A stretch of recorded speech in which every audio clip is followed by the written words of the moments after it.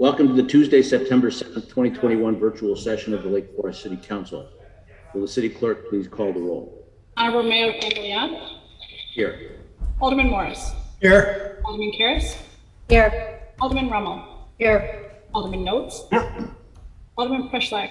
Here. Alderman Goshgarian. Here. Alderman Bushman. Here. Alderman Weber.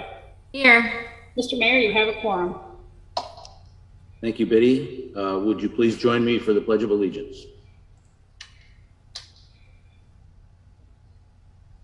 I pledge allegiance to the flag of the United States of America and to the republic for which it stands, one nation, under God, indivisible, with liberty and justice for all.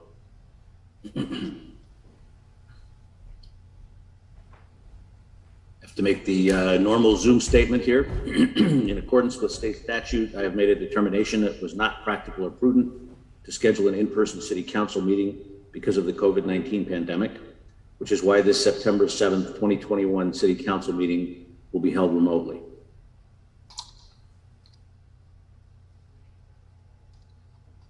Just a couple of words at the beginning. I realize that remote meetings are cumbersome and that we have an agenda item before us tonight that many people are interested in and passionate about.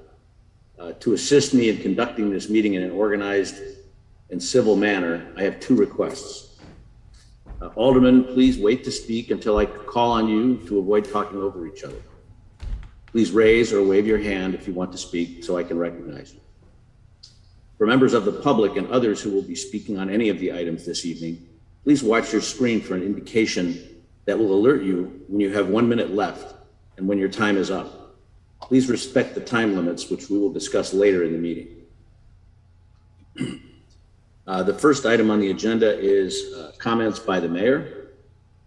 And that was my comment. I will say that we've had in the last couple of weeks, two very successful community events. The Lake Forest Music Festival, I attended both of them. They were both a lot of fun. Yesterday, the art fair was quite busy. And so I think, things are slowly getting back to normal in spite of the fact that we weren't able to have this meeting in person. So just keep those events coming. And I think we'll hear a little bit more about this weekend's, or I guess 2 weeks from now, another major community event. So that concludes my comments. Next item on the agenda is comments by the city manager. Great, thank you, Mayor and members of City Council. Good evening. I do have one item under our continuing community spotlight series that I think the mayor began to tee up. The timing is certainly appropriate. As the mayor said, in a summer that's been filled with Lake Foresters venturing out to attend some of our most beloved community festivities. We're quickly approaching one of the signature events that takes place in our town. So I'm pleased to welcome Susan Hoffman, the Director of Education for Lake Forest Open Lands Association, who is here tonight to update the City Council and the community on recent happenings at Open Lands and to provide a little plug for the upcoming Bagpipes and Bonfires event. So with that, I'm happy to turn it over to you, Susie.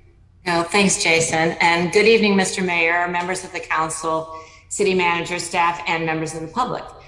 Thanks for giving Lake Forest Open Lands the opportunity to talk with you on this busy evening. I'm Susie Hoffman, as Jason said, the Director of Community Engagement and Outreach at Lake Forest Open Lands. Our mission is to ensure that all people have a meaningful and lasting relationship with the land. And tonight I'd like to share with you, I'm going to share my screen first. I hope that works quickly. There we go. I'd like to share with you some of the ways that we are engaging and connecting people to nature, our land, and its history. Lake Forest's own history goes back over 50 years, but the story of the land we know as Open Lands Nature Preserves begins well before that with the native people who lived here in northern Illinois and cared for this land long ago. We know that these lands were carefully shaped by centuries of Native American stewardship. This included land management practices that helped keep this lush land healthy and free of undesirable species, and we continue to use many of these techniques today. Lake Forest Openlands has partnered with local Native groups to help us link this important part of our past to the work that we do and to incorporate this legacy into our mission and our programs. We began our partnership, let me go here. Whoops, is that going? I don't know what's happening here. Oops, sorry, I'm trying to advance my slide and it's not working. Biddy, no, you're the downward arrow there. Pardon me? By clicking on the, can you see the downward arrow? Yes. Oh, that's it. I see the downward arrow. Oh, there we go. Thank you. Thanks for that help. We partner with local Native groups to help us link this important part of our past to the work that we do and to incorporate this legacy into our mission and programs. I'm going to do that again. We began our partnership by developing a land acknowledgement statement for Lake Forest Openlands. It's a simple, powerful way of showing respect and a step towards connecting our stories and the practices of Indigenous peoples' history and culture with our work. We hope to develop a statement that would create awareness of our connections and to incorporate our history and how we feel about the land. We dedicated our land acknowledgement statement at a special land blessing at the Melody Farm Preserve on July 25th. It was an honor to have our Native American partners with us that day and to share a smudging ceremony, drumming, and dances that were meaningful to the local Indigenous people. We were also honored to have so many of you there with us that day. Thank you to Mayor Pandeleon for speaking off the cuff so eloquently, and to Council Members Notes, Luber, and Karras for joining us. Jennifer Karras also graciously and very talentedly recorded the event through her spectacular photography, which you see on the screen. Thank you all. And now I'd like to share with you our land acknowledgement statement. Lake Forest Openlands honors the land we are on by recognizing that the nature preserves we steward are the ancestral homelands of the Council of Three Fires, the Ojibwe, the Ottawa, and the Potawatomi. These lands were also an important place of trade for many other peoples, including the Sauk, the Meskwaki, the Miami, the Menominee, the Ho-Chunk, and the Kickapoo. We offer tribute with gratitude to the land and to the people who have stewarded it throughout the generations. We continue our commitment to continuing to learn how to be better stewards of the land we care for and to strengthening our relationship with all who have come before and will come after. These words have tremendous meaning and relevance for our organization, for our community, and for our ties to those past and future generations that we talk about in our mission. As Mary Lyons of the Leech Lake Band of the Ojibwe says, when we talk about land, land is part of who we are. It is a mixture of our blood, our past, our current, and our future. We carry our ancestors with us and they're around us, just as you all do. Our relationship with our partners does not end with this statement or with our land blessing, as we realize that it is important. Can you hear me? I'm sorry. It's important to engage with the community, not simply acknowledge it. So we have offered a summer camp for students aged 6 through 60 this past summer that focused on Native American culture. And as part of our fall conservation cocktail series focused on perspectives on the prairie, this Friday, September 10th at 6 p.m., we will have a guided walk through Melody Farm Preserve with tribal educator from the Potawatomi Nation to explore Native perspectives on the prairie. And we will have Native presence at our annual Bagpipes and Bonfire event, but more on that in a few minutes. Our state has many original prairie, savanna, and woodland remnants that have been dedicated and protected as Illinois nature preserves. We are fortunate to have several of these places here in our community among our preserves. To maintain their specialness and protected status, these sites need the help that comes from a dedicated community of volunteer stewards. Lake Forest Openlands has been fortunate to work on its preserves with committed volunteers for many years. And now with the guidance of the Friends of the Illinois Nature Preserves, led by the renowned conservationist Steve Packard, we have a unique opportunity to make an even greater impact on the health of these preserves. The Friends have identified 4 sites throughout Illinois for a heightened level of support and engagement. Our Skokie River Preserve, specifically the ecologically significant Shaw Prairie, has been chosen by this group as one of the 4 sites because of our supportive conservation-minded community and because Shaw is one of the highest quality remnants in Illinois. We invite you to join us at 9 a.m. on October 2nd at our kickoff event to help us take this vital step in stewarding our preserves. Our La Folla team will work with and learn from Steve and his group of dedicated and experienced volunteers to restore Shaw Prairie. This is a unique opportunity for people of all abilities with no experience necessary to work with like-minded people for the care and health of our precious preserves and to build a stronger stewardship community. And now, of course, after a year of reimagining and creativity, we're delighted to welcome all back to the field at Middle Fork as we light the Lake Forest Openlands fire once again at our signature fundraiser, Bagpipes and Bonfire. We have made a number of simple adjustments to the traditional event this year and incorporated some of the elements we introduced last year. One of the happy byproducts of 2020 Bagpipes and Bonfire is that the pipers will once again play throughout town on Saturday evening, September 18th at sunset. A map of the specific piper locations is on our website, but look for them at our preserves, local parks, schools, churches, and even on your block. The box bearing our logo will be prominently encouraging you to think outside. These and the La Folla flags that will be waving along Deer Path that weekend are reminders of the iconic community event that Bagpipes and Bonfire has become, and of all the work we do to provide access for all to nature. Through last year's event, we heard from many people that they were either new to our community or hadn't been able to join us on the field in prior years. So this year we changed the general admission to a more accessible and COVID responsive Ravinia style picnic. People will be able to bring their own food, refreshments, chairs, and blankets to enjoy the festivities on the field. Also new this year is the inclusion of Native American elements. We will have Native American crafts, artifacts, and traditional dancers and drummers celebrating our shared connection to the land, as well as an opportunity for all to participate. In short, the evening provides family memories and lots of family fun. Let's see, including music, crafts, and games, in addition to the traditional marching piper bands. And of course, the evening culminates with the lighting of the magnificent bonfire. We hope to see you there on September 19th. While our work with the Native American community, the Friends of the Illinois Nature Preserves, and Bagpipes and Bonfire are three of our major fall initiatives and events, we offer programs and events for our community throughout the year. Please check our website to learn more about programs for young children and students, our monthly Friday evening conservation cocktail events, our Tuesdays on the Trail preserve hikes, and our ongoing work with the Center for Conservation Leadership. And we hope that you will join us throughout the year on our preserves, hiking and walking, and protecting and preserving these very special and unique green spaces. Thank you for this time this evening.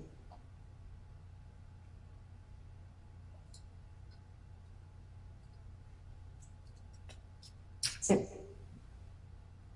Sorry, I was muted. So thank you, Susie. That was very informative. It sounds like it's going to be a great event. I hope so. Thank you. And I'm sure you will be very well attended. I hope so. if the prior events around town since the 4th of July are any indication. So. Good. Thanks again for having us, and I hope to see you all on the 19th. Okay, well, if there are no questions for Susie, then Mayor, that would conclude my report for this evening. Thank you. The next item on our agenda is an opportunity for citizens to address the City Council on non-agenda items. We will have separate public comment later on the Mckinley project matter. So please hold your public comment about that until the appropriate time. But we'll put up the slide here, and anybody who would like to speak on a matter not on our agenda tonight can call 847-810-3643 or use the raise hand function on Zoom.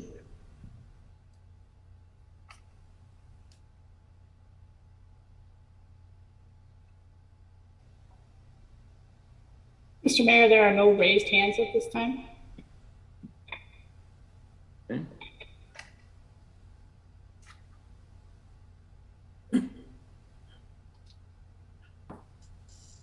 Mr. Mayor, we have no callers at this time. Okay, thank you. We don't have any committee reports tonight, so the next item on our agenda is items for omnibus vote consideration. We have 3, mercifully. We have number 1 is approval of the August 2nd, 2021 City Council meeting minutes. Number 2 is approval of the check register for the period of July 24th to August 27th, 2021. And the third is approval of an amendment to the City Council schedule of regular meetings previously adopted by the City Council for the year 2021. Any items that any member of the council would like removed or taken separately? In that case, I would entertain a motion to approve the 3 omnibus items as presented. So moved. Do I have a second? Okay. Roll call vote, please. Alderman Morris? Aye. Alderman Karas? Aye. Alderman Rummel? Aye. Alderman Notes? Aye. Alderman Preschlack? Aye. Alderman Goshgarian? Aye. Alderman Bushman? Aye. Alderman Weber? Aye. 8 yea, 0 nay, motion carries. Okay, the next item on the agenda is old business. We don't have any old business on the agenda today, but we do have some new business. And the new business item is consideration of an appeal of a decision of the Historic Preservation Commission to deny a certificate of appropriateness for the 3rd condominium building in the McKinley Road multifamily development plan development. This is an action by motion. I'd like to make a few comments to begin the conversation here. Tonight, the council will be considering an appeal of a recent decision of the Historic Preservation Commission to deny a request for a certificate of appropriateness for a condominium project. The council does not often hear appeals, and I want to be sure that all of us on the council, as well as the appellants, the neighboring residents, and all other interested parties, understand what is before the council tonight and what is not before the council tonight. The council is not conducting a public hearing on this appeal. That work has already been done by the HPC. The council is also not reconsidering the zoning and development approvals for this project. The zoning and development application for this project was considered and approved by the council in April and is not the subject of tonight's meeting. Instead, the council will be considering whether to uphold or overturn the Historic Preservation Commission's denial of a certificate of appropriateness for this project based on the standards contained in the city code, as those standards are applied in the context of the council's other duties and responsibilities to the city. Before we get started, I want to respond to some recent communications sent to the City Council by the attorney for neighboring residents. The first communication asked the council to continue this appeal to a future meeting. It's my opinion that this appeal can move forward tonight. The City Council is in attendance and has been provided with all of the information and documentation from the Historic Preservation Commission proceedings necessary to proceed. The appellant and his attorney is in attendance, as is the attorney for certain neighbors, and a number of members of the public are here as well. 2 subsequent communications objected to the council's jurisdiction to consider this appeal. After consulting with the city attorney, I'm comfortable that the City Council does in fact have jurisdiction to consider and take action on this appeal tonight. Another communication argues that the council cannot act on this appeal because the HPC has not yet approved its minutes for the July 12th meeting. As the council knows, it is not unusual for the council to act on items from its commissions without approved minutes. Also, it's important to note that the videos of the HPC hearings have been available on the city's website for some time, including the video of the entire July 12th hearing, where the HPC heard testimony and then discussed, deliberated, and voted on the application. After consulting with the city attorney, I see no reason why the City Council cannot move forward with this appeal tonight, given the considerable information that has already been provided to the council members and that has been available to members of the public. Since we are ready to proceed, I'd like to turn it over to the city attorney to briefly review the appeal procedures and the council's responsibilities in conducting this appeal, or considering this appeal. Sorry. Thank you, Mayor. I'd like to discuss the appeal procedures first and then get into the council's role in this process. First, the City Council has the authority under the City Code to consider and decide appeals of denials by the HPC of applications for certificates of appropriateness, and that is in the city code. The city code includes certain procedures and timeframes for council consideration of an appeal. And one of those was to schedule the appeal at the first city council meeting after the appeal was received, if the meeting had not been already subscribed. And that was this meeting, so that it was tonight's meeting. In addition to the city code, the city has appeal guidelines in place that provide some structure to the council for considering this type of appeal, but other appeals as well. There is built into the guidelines some discretion for the council to deviate from the order and timing of presentations.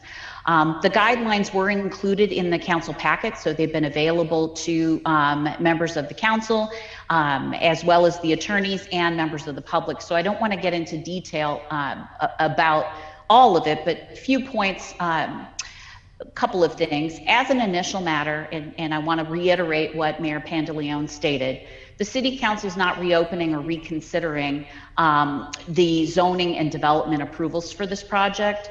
It's also not opening up the purchase and sale agreement.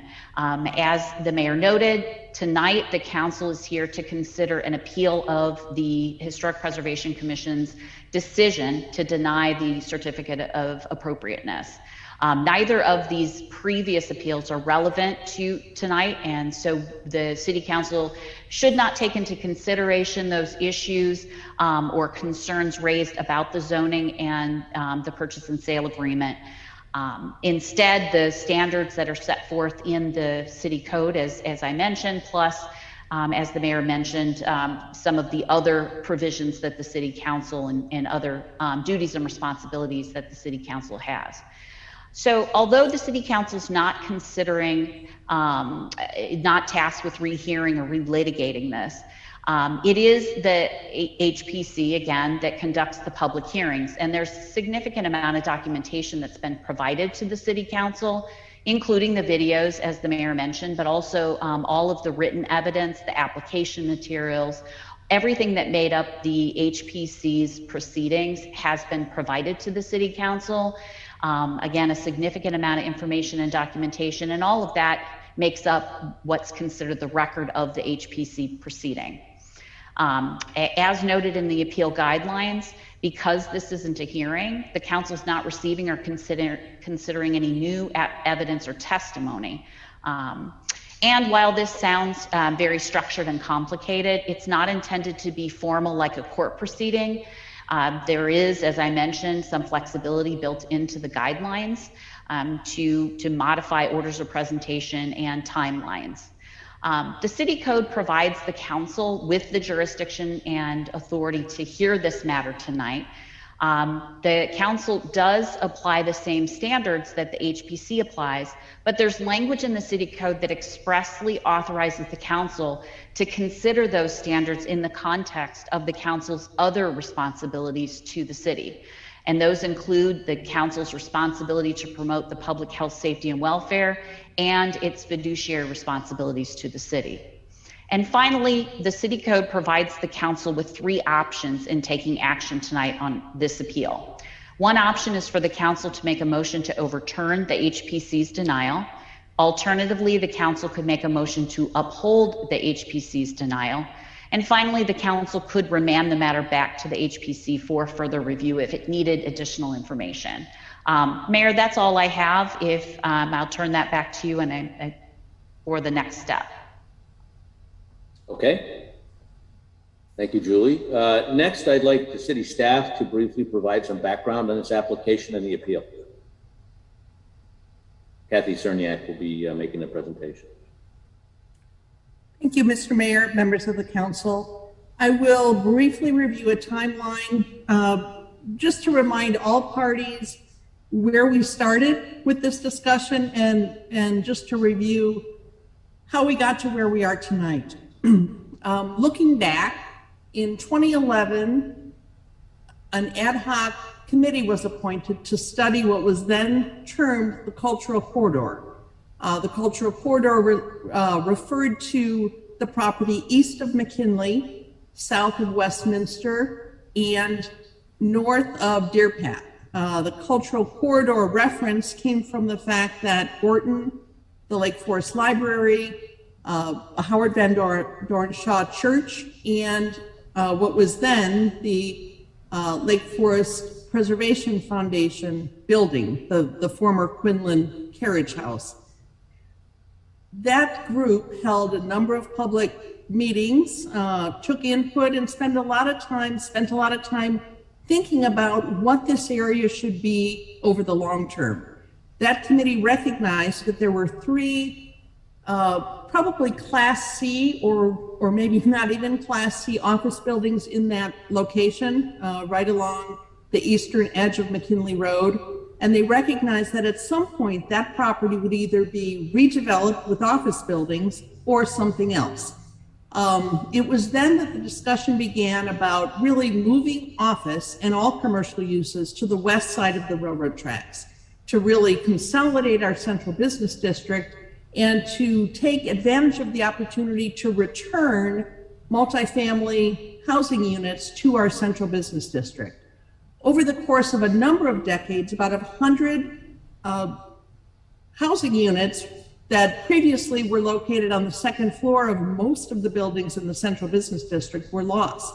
So there was thought that we really needed to support our central business district, offer a variety of housing types at a variety of price points, to make sure that we essentially had people on the street, not just Saturday afternoons, but in the evening, during the week, and other times. So that the Cultural Corridor Committee really started the whole discussion of transitioning that area, the area between the train station, the central business district, and the single-family homes, single-family neighborhoods to the east, transitioning that in a way that would support multifamily housing. Based on the Cultural Corridor Committee discussion, a master plan and development parameters were reviewed by the Plan Commission on a number of occasions through 2016 and 2017 and ultimately adopted. In 2017, the developer came forward with the concept of redeveloping the northernmost office parcel, which they were then either under contract with or by then owned, with a replacement office building. And at that time, the city asked them to pause because of this plan that we had developed to really look at this area as an opportunity for multifamily housing. They did consider and actually move forward with acquiring additional properties in the area. And ultimately in 2017, Phase 1 of the McKinley plan development was approved. The first building was constructed.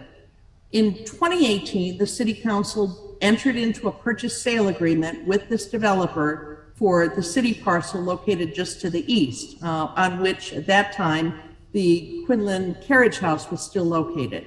In 2019, the City Council, based on recommendations from the Building Review Board and the Plan Commission, approved Phase 2, the second building, and that building was constructed. Then discussion began on Phase 3 of the project, Phase 3, which was to be built on the city-owned property. The Plan Commission had a lengthy discussion of Phase 3, which spanned the time period from June of 2019 to March of 2021, a series of 6 meetings. The Plan Commission's consideration initially began with a plan that was presented by the petitioner for a condominium building on the southern half of the property and a duplex fronting on Westminster. That plan was rejected, and the developer really was encouraged to go back and look at a different plan. In December of 2019, after reviewing a plan for a 3-story condominium building, that stepped down toward Westminster, the Plan Commission voted 6-0 in support of that 3-story condominium building plan. From there, that same plan was forwarded to the Historic Preservation Commission, and they considered it early in 2020 and ultimately denied the 3-story plan and provided direction to the petitioner to move toward a 2-story plan. After that denial of a certificate of appropriateness, the petitioners did file an appeal of that decision, with the city. However, later they rescinded that appeal and stated that they were going to explore other options for the property. In January of 2021, the Plan Commission was presented with a two-story building. That was in response to the HPC's denial of the three-story building. The two-story building was configured in a way that used a portion of the property to the east, about 35 feet of the 373 East Westminster property. So that configuration did require a rezoning of the western portion of the 373 property and approval of both a plat of consolidation and a special use permit to incorporate this property into the previously approved plan development. The Plan Commission in January of 2021 took action only on the zone change and forwarded a recommendation on a 4-3 vote to the City Council to deny the zone change. The Council considered that recommendation from the Plan Commission in February of 2021 and remanded the matter back to the Plan Commission, asking that they take action on all aspects of the petition at that time. The Plan Commission did so in March and forwarded a recommendation based on a 4-2 vote to the City Council to deny all aspects of the project, the two-story condominium building as then presented. The Council in April of 2021 voted 5-3 to approve the zone change, the special use permit and plat of consolidation.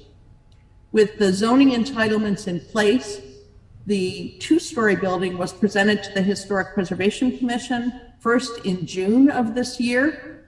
At that time, the Historic Preservation Commission provided fairly specific direction to the petitioner on aspects of the building to modify. In response, the petitioner came back to the Historic Preservation Commission in July of this year, presented the changes made, and at the conclusion of a lengthy meeting, the Historic Preservation Commission voted 6-1 to deny a certificate of appropriateness. It is that action that is before the Council tonight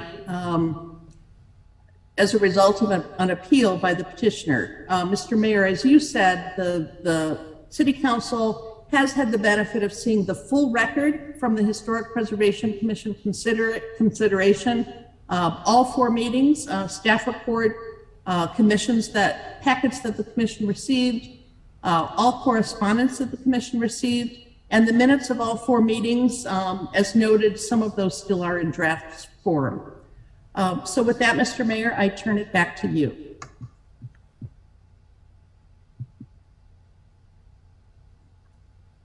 Thank you, Kathy.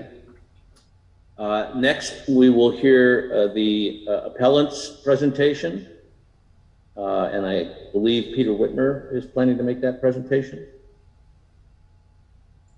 Just 1 second while we promote them.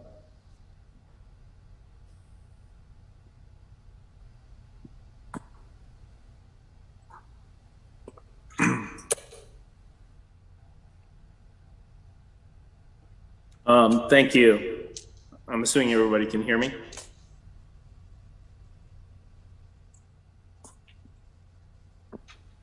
The HP decision should be overturned because all the applicable standards for a certificate of appropriateness were satisfied.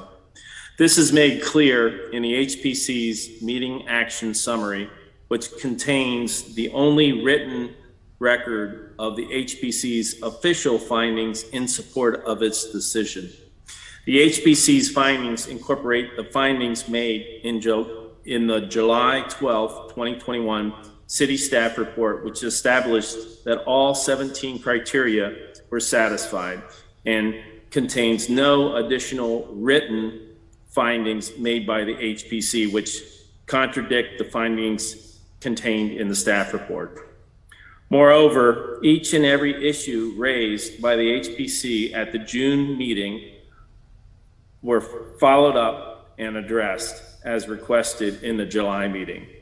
So at its core, there's really nothing that supports upholding the HPC decision. The next thing I'd like to do is just highlight the changes that were made in the for the July 12th meeting, the elevations. These are the two elevations. The one on the top was the original at the June meeting. The one below is the July meeting. The modifications were elimination of the screened-in porch, the creation of a front door to the facade, and the changing of the elements above that porch and some brick detailing for that. The south elevation, again, the June, which was presented to as part of the PUD, and then the one below, which was some, the porch, the screened-in porch to the south was eliminated, and the, some brick detailing was changed to comply. The south or west elevation, again, the June elevation in the top, where at the south end, the screened-in porch was eliminated, and the second level detailing was changed. There was some brick detailing changed, some window locations changed, and some massing changed in this elevation to address the concerns at the June meeting. Peter, I'm not sure do you intend to be sharing your screen, because I for one can't see any of that. Or are you just talking through it? I was trying to share my screen. Let me just go back.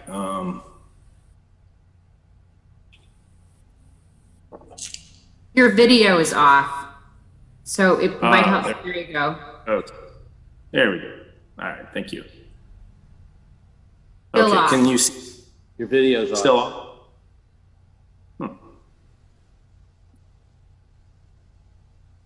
Now it's on. Now it's on. Now it's off again. Okay, well, I guess this is all in your packet, which was slides that were presented in the July 12th HPC meeting. And so I'm just referring to the those slides, and they're just copies of those slides. So in the last elevation on the east, modifications were made to the brick to eliminate the stone detailing and to change it to brick to minimize the impact to the east, and also elimination of some windows in the upper levels, so to minimize the light impact to the neighbors to the east. So with that, those were the majority of the changes made in the meeting in July. And in conclusion, we would grant that the appeal for the overturn the Historic Preservation Commission's decision. Thank you. Thank you. Okay, before we go out to public comment, I'd like to get a sense of where the council members are on this matter, now that we've all had a chance to hear the petitioner's presentation and have had the opportunity to review the extremely large amount of documentation from the HPC meetings that has been provided in advance of tonight's appeal. It's not unusual to do this. It's been done before because it just may help move the meeting along for people to have a sense of where things are likely to go. So, you know, I guess I would open it up to the, Alderman Moore. Yes, sir. Sure. Thank you, Mr. Mayor. I wanted to say that I think the vote tonight on the Phase 3 project is a significant decision for our city, and I very much want to participate in our discussion, but I respectfully wish to recuse myself from considering the matter. My recusal is intended to avoid a perception that my vote was clouded or not an impartial one. As I told the mayor, I am the president of the 705 Mckinley Homeowners Association.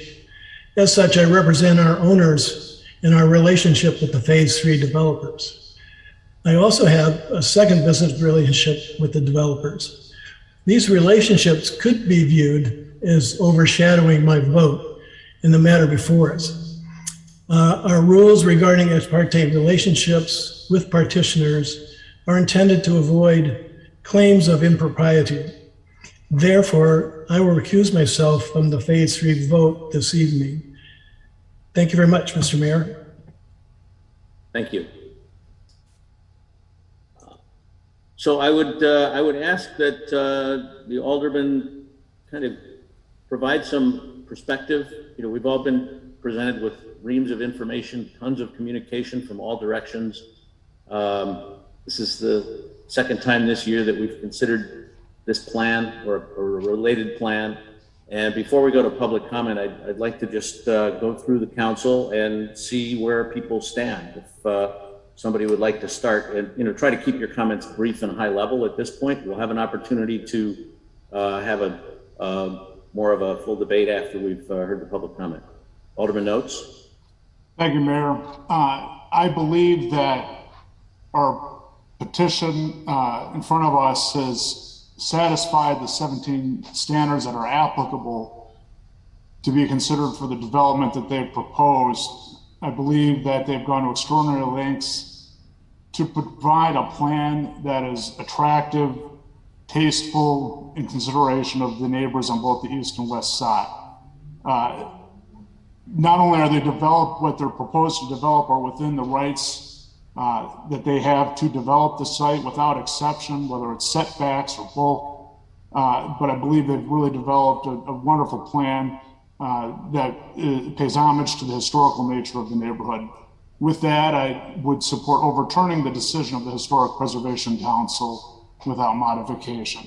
With that said, I think it's important to also state that this process, while there are a number of members of this community who do not support this direction, that we've demonstrated a process that is thorough and fair to all parties, and we have had an applicant who's been extraordinarily responsive to that process. Thank you. Thank you. Who wants to go next? Alderman Bushman. Thank you, Mr. Mayor. Actually, in anticipation of this meeting, I had prepared 4 pages of comments, but please don't do that. I will follow your direction, and at this juncture, keep it very brief without going into detail. But my thought process goes from looking at this matter from what I call the big picture, putting it in the right perspective of a developer given the opportunity to develop a third building on the city lots under a contract that would provide him the property if he is successful in persuading, as we say in our agreement, the regulatory authorities are agreeable to the type of construction. So if the developer can develop a transition property that is appropriate, recognizing the difficulty of blending the McKinley properties with the historic single-family homes, not an easy task, but that was a task he undertook with the understanding. If he's not successful, he walks away and we get our city property to sell to someone else. And that's an important consideration. I think too, in the petition itself, the petitioner makes clear that they take the position that our Historic Preservation Commission made the finding that the standards, all 17 standards, were met by this petition. I spent 4 hours and 1 minute reviewing that meeting, including some of it multiple times. I've seen the comments from the public who did the same, viewed the same I did, and came to the same conclusion, that that petition is based on misleading, if not wrong information. The HPC did make findings that various standards were not met, and I think this commission should affirm that, should itself make those findings. And the added area of this additional considerations or standards, fiduciary responsibility, I'll happy to discuss that in more depth later. But the right thing to do is to affirm our Historic Preservation Commission and deny this petition of appeal. Thank you. Next.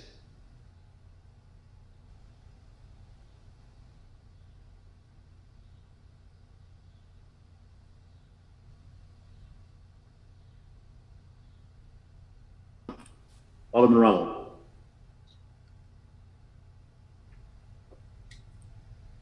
You're muted. Alderman Rummel, you're muted. As I said, I was waiting for someone else to jump in who may have an opinion in opposition to Alderman Bushman, but seeing none, I'll grab the brass ring and chime in and say that I am inclined tonight to uphold the HPC's denial of the certificate of appropriateness. For numerous reasons, which I will go into in much more depth later in our discussions. I do find that there was a failure to meet a lot of the standards of the HPC. I think we have a fiduciary responsibility to uphold their decision in a number of respects. And I reserve the right to go into all of that in much more detail later this evening. Thank you. Anybody else?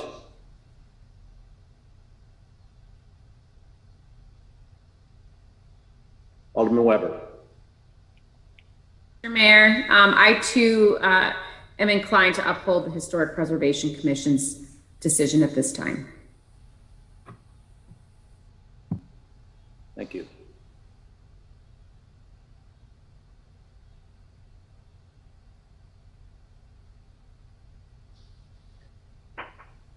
Are we going to just play okay. Alderman Karras. Oh, thank you, Mr. Mayor. I have some remarks that I would like to share later in the evening. But at this time, I do want to indicate that for specific reasons, my vote will uphold the HPC's decision denying the certificate of appropriateness. Thank you. Alderman Preschleck. Thanks, Mr. Mayor. So I learned just before the meeting that 4 of our aldermen and our council were strongly in favor of supporting the HPC recommendation to deny the petitioner's request for a certificate of appropriateness. I respect the majority decision of the voting council on this issue, but I humbly disagree that this decision is in the best near-term or long-term interests of our city for 6 reasons.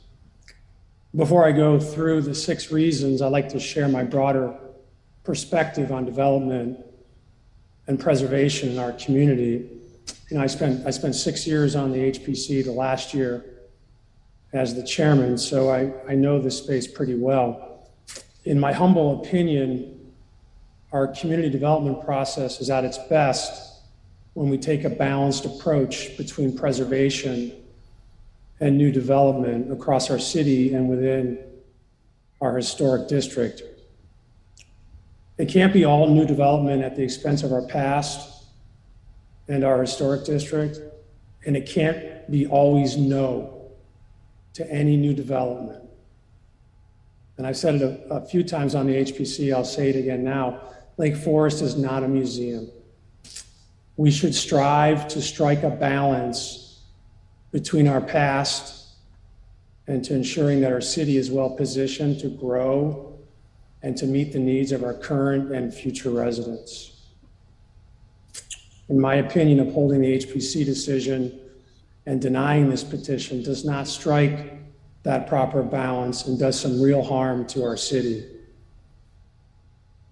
The 6 reasons why I think this is a bad decision are as follows. Number 1, I believe that it's a good project and that it fills a vital housing need in our city, and that is the best solution for this specific awkward location. And just for a little perspective, the city-owned lot that the petitioner then re-partitioned as he bought the single-family home to the east, that 38 feet, to take it from a 3 to a 2-story. That lot has been zoned for this specific condo multifamily use since at least 1986. Okay, 1986. So the potential for that lot existed legally to be developed in that transition neighborhood since at least 1986. There was a 1950s map that did not recognize it as GR3. So it could be between the mid-1950s and 1986. Number two, the petitioner already has a legal right to this intended land use for their proposed condo building design. The submitted design to the HPC requested no variance of any kind, height, bulk, or setback, and the petitioner complied with all 6 of the feedback items that the HPC gave them from a prior meeting to make it a better project. And the staff report, which the HPC incorporated in its motion, stated that the petition has met all 17 design standards that the HPC should consider when accepting or denying the petition. Number 3, I believe denying this petition, aside from negating a good project for our community, exposes the city and our taxpayers to a significant legal liability in the magnitude of hundreds of thousands of dollars, maybe more, and that it may result through possible court proceedings in a worse solution for this location and our city. Number 4, I believe that there will also be a chilling effect on future developments in our city as other developers who learn about how this process has transpired over the last 4.5 years since we entered into the PSA will be deterred to put capital to work to make our city vital and to grow in the future. Number 5, the slippery slope argument that if we approve this condo design, we will be irrevocably destroying our historical district is a false narrative and completely without basis of fact or practice in how we adjudicate petitions like this. We thoughtfully evaluate each individual petition in our historic district, one petition at a time, without a rubber stamp to any precedent, as anyone who has served or observed our community development over the years can attest. Number 6, so while the majority of the voting council is against this project, we have no viable alternative plan for this location. One that adds to our city's vitality or adds to our housing stock or benefits our taxpayers in any way. Other than that, I think this is a great decision. Last but not least, I'd like to thank Kathy Zerniak and her staff for all of their hard work and professionalism throughout this process. We are grateful for all of your efforts. Thank you, thank you. Thank you, Alderman Preschlack. Alderman Goshgarian. Thank you, Mayor. I think your comment in the beginning, it looks like we're playing poker and nobody wanted to show their cards. So with that prompting, my comments are really an amalgamation of Alderman Notes and Alderman Preschlack's. I do believe that those 17 standards that are set forth and under the HPC's purview were met. And I think that the HPC erred in denying the petitioner and reminding my fellow council members that we are charged on what is in the overall best long-term interest in the city. And as I look at those issues, established land use, something that I also want to emphasize is a historic precedent of previous councils, which I think is something that is being completely shunned and ignored by some of you. The zoning, the strategic plan, the financial and legal assessment, tying into what Alderman Preslak had said, and that truly the fiduciary responsibility compels us to move forward with this. Quite honestly, the last thing I want to have happen is this being adjudicated up in Waukegan by a circuit court judge, and he's going to tell us what it's going to be there. And we may have the best possible option right now in front of us. And I am fearful that if those who are opposing this project, a judge will determine it for us. And I think that is very short-sighted on behalf of my colleagues that are willing to deny this appeal. And I would tell you that I'm respectfully, strongly disagree with you. I want to echo Alderman Preslak's opinion that this will have a chilling effect. We've heard many comments about these developers somehow have preference. In my opinion, I think that they're probably the only developers in town that are willing to take it on the chin the way they have. And quite honestly, I think they've been very responsive to the HPC's recommendation. And I do think that it is going to discourage people from wanting to come into town and develop on any other projects. And I would lastly comment, acknowledge and respect Alderman Morris' willingness to recuse himself from this. I'm also willing to acknowledge that there may be some members of council that might be too intertwined with this, and a recusal probably would have been an appropriate approach. And I'm disappointed at the personal nature that this has taken, because it clearly has. And I would just like to end with, I would like to reject the HPC's recommendation and move forward with this project.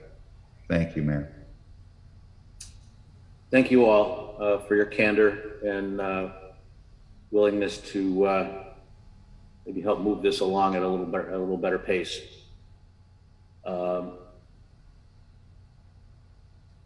Next, we will entertain commentary from members of the public who wish to speak. As the city attorney noted, this is not a public hearing, but we are going to offer those members of the public who desire to provide comment an opportunity. We have received a request from an attorney who will be speaking on behalf of some of the neighboring residents. For some extra time, we will be granting 3 minutes to each speaker, but we are willing to give their attorney representative 5 minutes, assuming he is speaking on behalf of other residents who will not otherwise speak.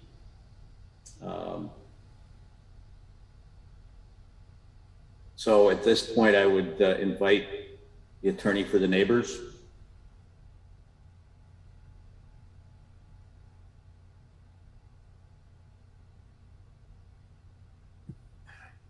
Good evening, Mr. Mayor, members of the council. I hope you can hear me. Yes? Yes.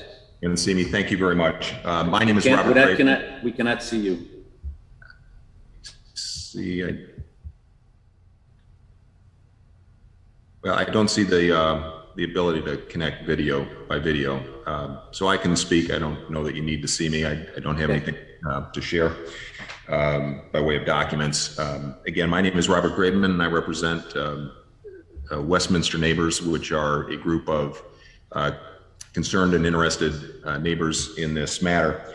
And I would just begin. I think that Alderman Bushman hit it on the head, the nail on the head here. And the point that I would make is that this appeal here is based on a misrepresentation, I believe, of what occurred before the Historic Preservation Commission and what was actually done before that body. I have also watched 4 hours of testimony. I've read the minutes. There were several commissioners who had and expressed serious concerns about this project and whether the standards had been met. They addressed, Commissioner Levitsky addressed standard 14, Commissioner Gibson addressed standards 10 and 14. Those would be scale, consistency, texture and materials. Commissioner Pettit addressed standard 8, which is roof shapes. Commissioner Grinnell also addressed standard 10. Commissioner Sperry addressed standards 1 and 10 and stated clearly that the scale and massing is wildly disproportionate to the single family homes on either side. So for petitioner to say that the commission adopted the findings of the staff report, all 17 findings, that all 17 standards had been met, is disingenuous. What happened here is that the motion at the end of the 4 hours, as presented, misstated the motion that was intended to be made. The motion, as stated, moved to deny the petition as submitted based on the findings stated in the staff report. What was clearly intended to be voted on was a motion to deny the findings as revised by the commission.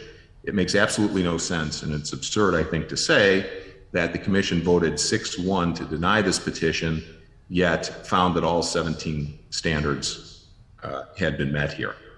That's not what occurred, and I think that's what Alderman Bushman was getting at in his remarks just a moment ago. I don't disagree, based on what I've seen, that this petitioner has worked hard, but having worked hard doesn't necessarily mean that they got all the way there. And I think the Historic Preservation Commission's expertise and hard work in this should be honored, and that its determination should be upheld by this body. Thank you very much. Thank you. Okay, now we will entertain calls from members of the public. Each speaker will receive 3 minutes to provide public comment on the appeal. Please remember that the HPC has already conducted the public hearings on the application, and council members have been provided with and are well aware of the testimony provided by those of you who participated in the public hearing. So while we look forward to hearing from you, there is no need to repeat what you have already stated at those hearings. And frankly, if you hear somebody say something along the lines of what you were planning to say and you still want to say something, please just say, I concur with the previous speaker on X subject. Otherwise, we may be here for a very long time without really shedding any new light on the subject. The city clerk will keep track of each speaker's time, so please pay attention to our cues on when your time is nearing the end so that we can ensure that everyone who is interested in speaking has an opportunity tonight. Can staff please put up the slide showing how members of the public can either call or be promoted to speak, raise hand function, etc.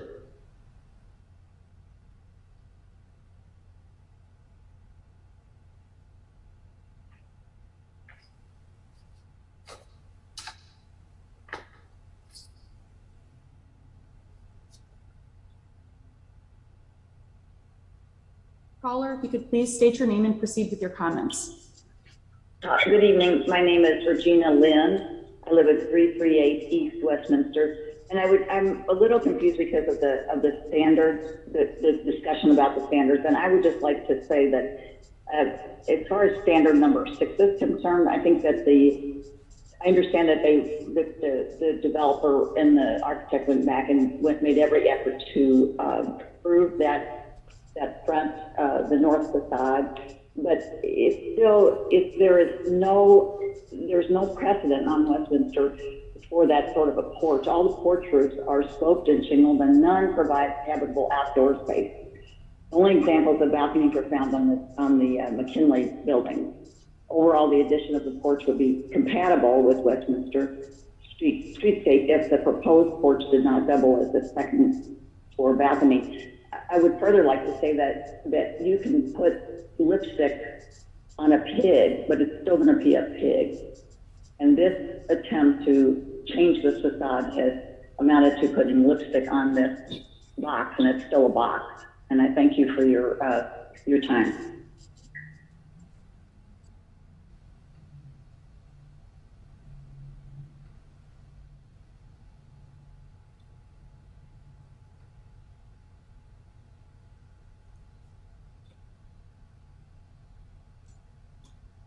Mr. Mayor and members of the City Council, we have one more caller. If you could please state your name and proceed with your comments.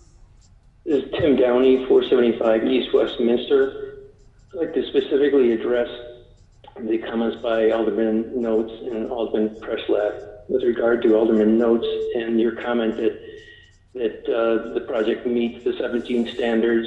According to the city report, it did, but the HPC's public comments are part of the record, and they very clearly, in their public comments, indicated that it did not meet at least 3 or 4 of the standards.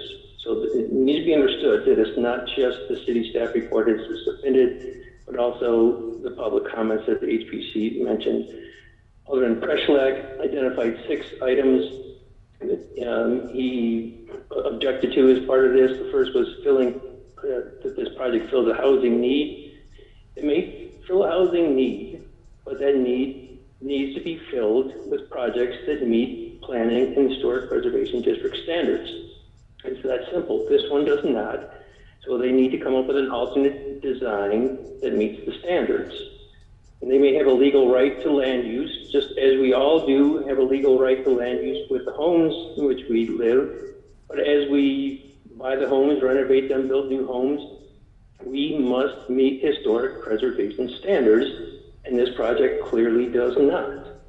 Regarding exposure to a lawsuit or some type of legal exposure, well, there may be legal exposure with any ruling that you make here, so I'm just putting that aside. Point 4, the chilling effect on development. No, my brother was an architect, is an architect in Lake Forest. The standards have not had a chilling effect on residential development here, and I'm a developer. I do residential, commercial, and am involved in the resort industry. The standards are not an impediment to development. We respect them, and developers coming in will respect the standards of HPC and present a development that meets the standards in which they can earn a profit. It's very simple, and in this market, I guarantee you, there's ample opportunity for this property to be developed. Excuse me. In a manner that meets the standards. The slippery slope, I respectfully agree that this has been thoughtfully approached. This has been heavily promoted by city staff and others from its beginning, and the modifications over time have, as Regina said, been lipstick on a pig. It's never met the standards, and it's been clear to anyone who looks at this building and the standards that it doesn't. And finally, with regard to no viable alternative plan, well, it should have gone out to a request for proposal and had developers present different alternatives. And if you want an alternative development, look at the duplex development at Scott and McKinley. Successful duplex, you could have several duplex projects in here, which would be a beautiful, respectful transition from the multifamily in McKinley to the historic homes around it. And there's a viable development plan that had it gone to a request for proposal, please finish your comments. Development, you would have found it. So I respect everyone's opinion, but I think all of these objections can be very reasonably and rationally objected to. Thank you. Thank you. Mr. Mayor, we're going to move to raised hands. The first person with their hand raised is Mark Pasquesi. We'll bring him in. Can you hear me? Yes. Okay. Yes. Good evening, Mr. Mayor and City Council. I just wanted to express my thoughts on this. I will be brief. I think my name is Mark. Mark, I'm sorry to interrupt you I think you need to make it clear that you're speaking as a private citizen and not in your capacity as a city official. You got it.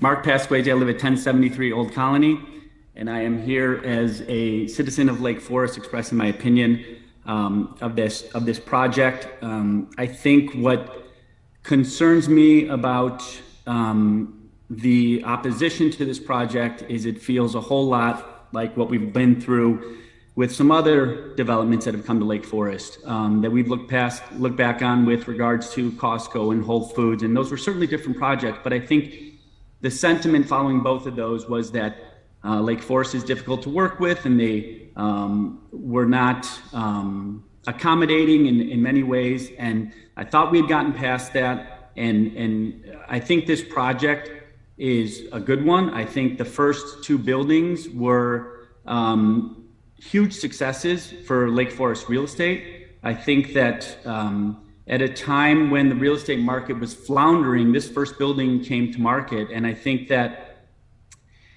with the success it's had, the third building seems like a logical move for this developer. And I think what hurts me the most is to see the block the box signs up there, because I think that is the sentiment that prevented many of the previous developments from coming forth, and scared off businesses and developers to come to Lake Forest. And we finally are starting to see our real estate market healthy and strong. And to see this, if this were to be rejected, I think it would be a huge setback for Lake Forest housing. So I hope City Council does the right thing and grants the appeal and overturns the HPC's decision. And I just wanted to express that. And I thank you all for your tireless efforts on this matter. Thank you. Thank you. Our next raised hand is Susan Athensen. One moment, we'll bring her in. Good evening, can you hear me? Yes, we can. Thank you.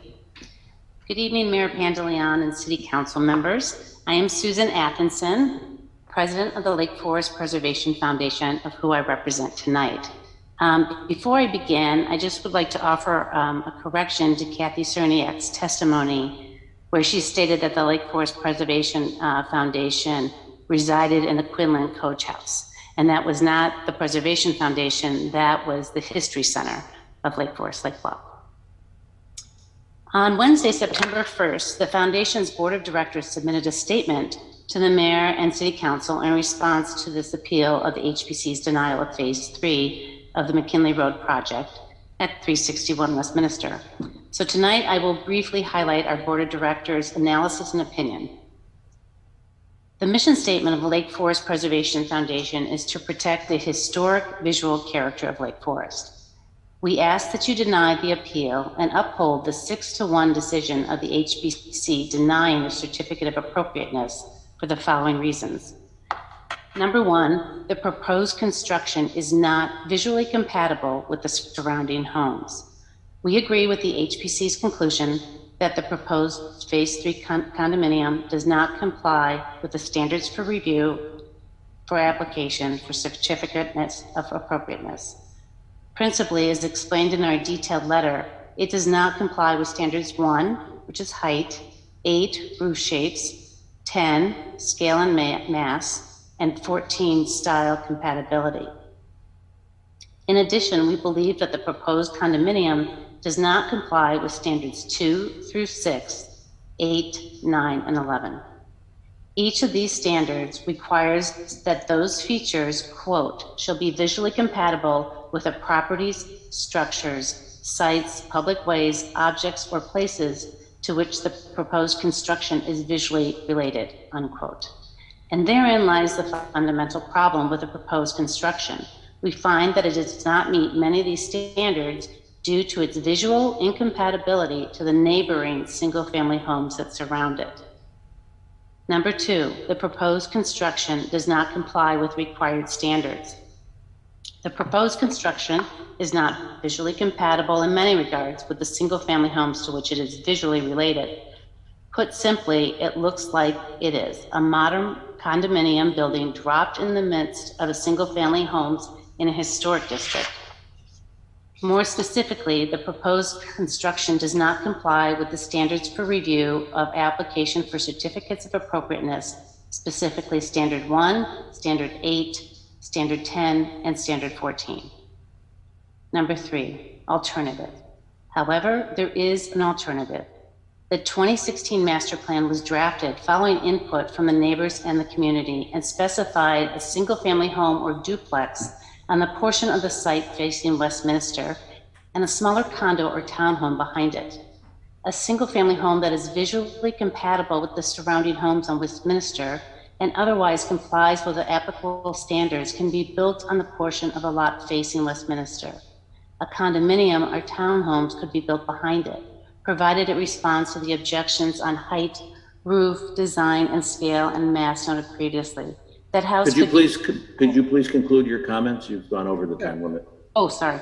Assuming other standards are met, this would reduce the appearance of scale and mass and be visually compatible with the surrounding homes. So number 4, in conclusion, the city of Lake Forest has been on the national forefront of developing ordinances to protect our community's historic character and to ensure new infill is compatible with existing neighborhoods. Overturning the HPC decision on this property will have profound negative implications for the future growth and development of our city.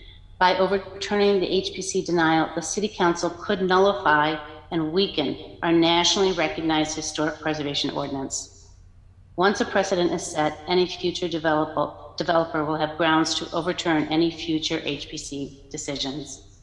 For these reasons, we ask that you deny the appeal and uphold the 6-1 decision of the HPC denying the certificate of appropriateness. Thank you for your question. Mr. Mayor, we have a number of callers on hold. We're going to have Lola bring some callers in. Okay.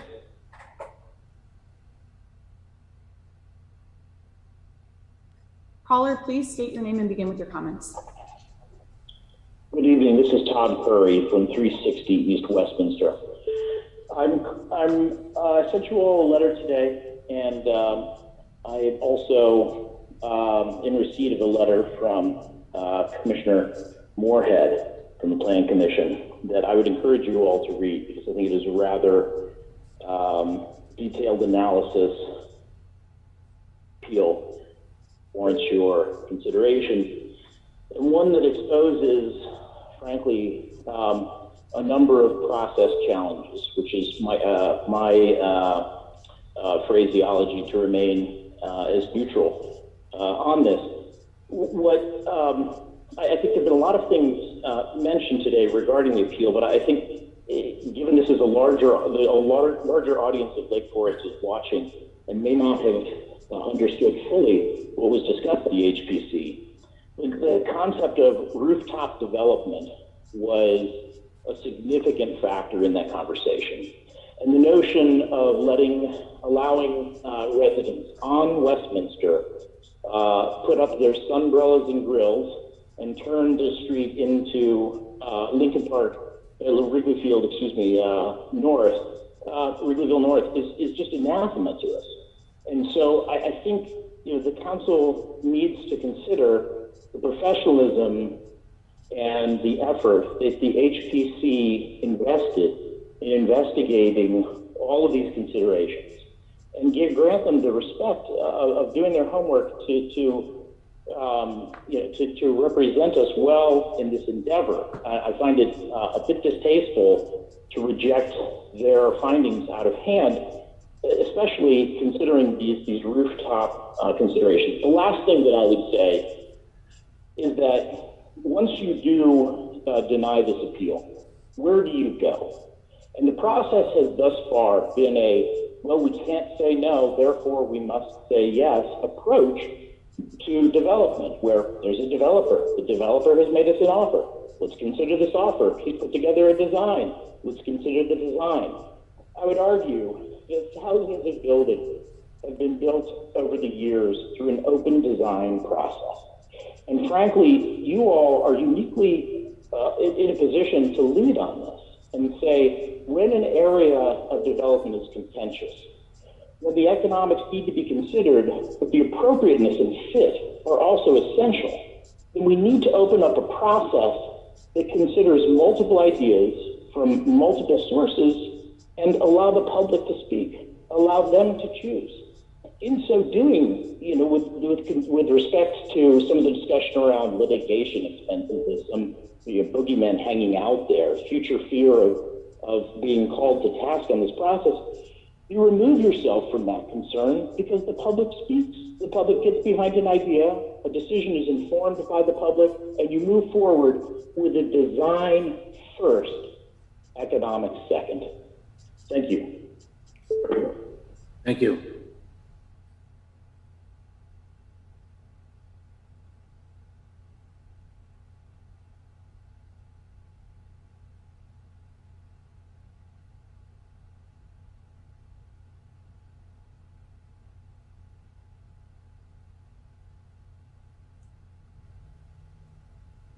Do we have other members of the public that are waiting?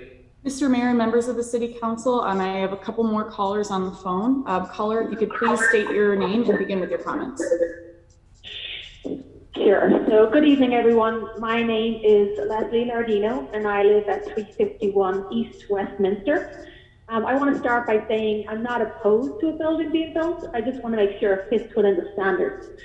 I have some points I'd like to make regarding the standards of the proposed building, and they're related to the materials used for the development, and the other being the scale of the building. So the proposed building is designed with brick, and the houses closest to the proposed development are all clad in wood, with the exception of 373 home, which is brick, but that is planned to be demolished as part of the development. So I'm concerned on how the proposed building and single-family homes along Westminster would look from a streetscape standpoint. And then secondly, regarding the scale, all buildings located near the proposed development are 2 to 2.5 stories in height, and they have footprints up to 3,000 square feet. So the 333 story condominium building, which is to the west of me, is outside of the historic boundary and has a footprint that is on average 5 times greater than the surrounding houses. But it maintains our home, with the 351, as a transition between the house-lined streetscape and the condo building. So the proposed building should complement the single-family homes in height and design, and it shouldn't serve as a transition from condos to a single-family home, since my home should serve that purpose. Thank you. Thank you. We have a couple more callers. We'll bring them in a moment. Caller, please state your name and begin with your comments. My name is Tom Swarthout. I'm at 987 Maplewood Road in Lake Forest. So I'm sitting here with my wife, who's told me to be calm. My head's about to explode, and I've never seen a better reason to eliminate one of our commissions, and that would be the HPC. It's been a very disappointing night for me. I consider everyone on the council a friend, so some of these comments I hope don't offend some of you. I never thought I'd say this in public, but Jim Preslack's comments were genius. He was spot on, and I never thought I would see that day. But I've seen this movie before, and we've been down this path, and let me take you down memory lane. A number of years ago, we had McDonald's. We spent about $500,000 fighting that lawsuit. We no longer have a McDonald's. I recall Lake Forest Place was opposed by a full council chambers, and there was a concern that we would suck out all the housing, and that didn't happen. In fact, the replacement of those homes were done by a lot of young families. Deer Path Inn added some condominiums a number of years ago. The neighbors were outraged, yet how great did that turn out? To a very historic building. Laurel Avenue just recently was the canals conversion. The neighbors were packed in the council chambers. I don't see an impact of our community. Lake Forest College. We are close to Lake Forest College, a very historic area. We've been big supporters of all their renovations. In fact, their field house is taller than the setback from Sheridan Road, and I doubt people even recognize it. And we had full council chambers packed for the turf field issue.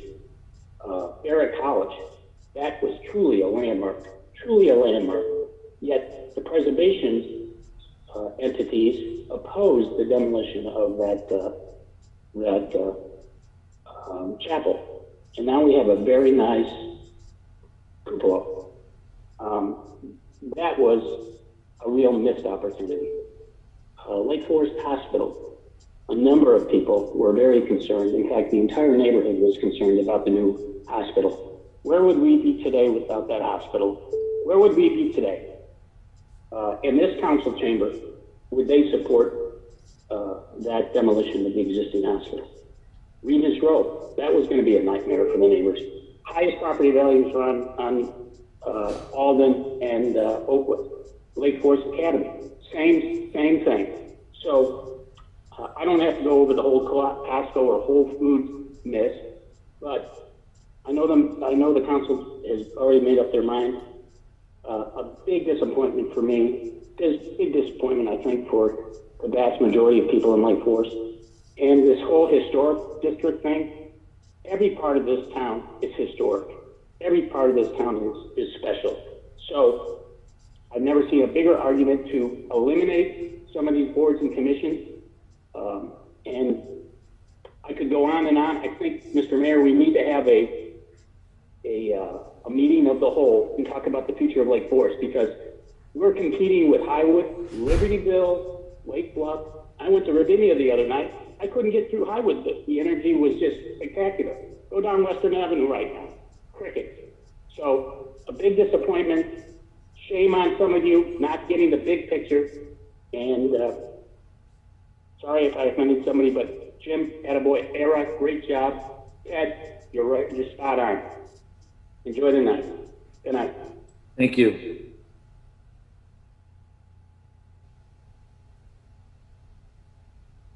We have others in the queue.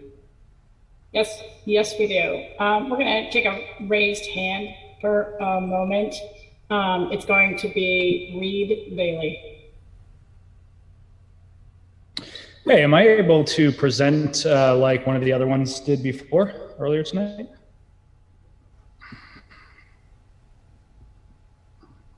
I'm not sure what your question is. Can I present my screen, just like the developer did? The developer didn't. He was trying to. You guys, he just didn't have the ability to on his end. No, we don't do that. Not so. Okay. So I live in 385 East Westminster, so I'm probably one of two homes that is the most impacted by this development effort. One of the things that I would like to talk about is sort of transition from roof shape or lack thereof. When you look at the proposed third story pergolas or penthouses, however you want to call them, they directly overlook property. From the parties that I've heard or witnessed in my, in the first two buildings, I'm expecting significant amount of noise and overlook. More importantly, the roof shape does not transition at all to the neighborhood. When you look around, there are no flat roofs.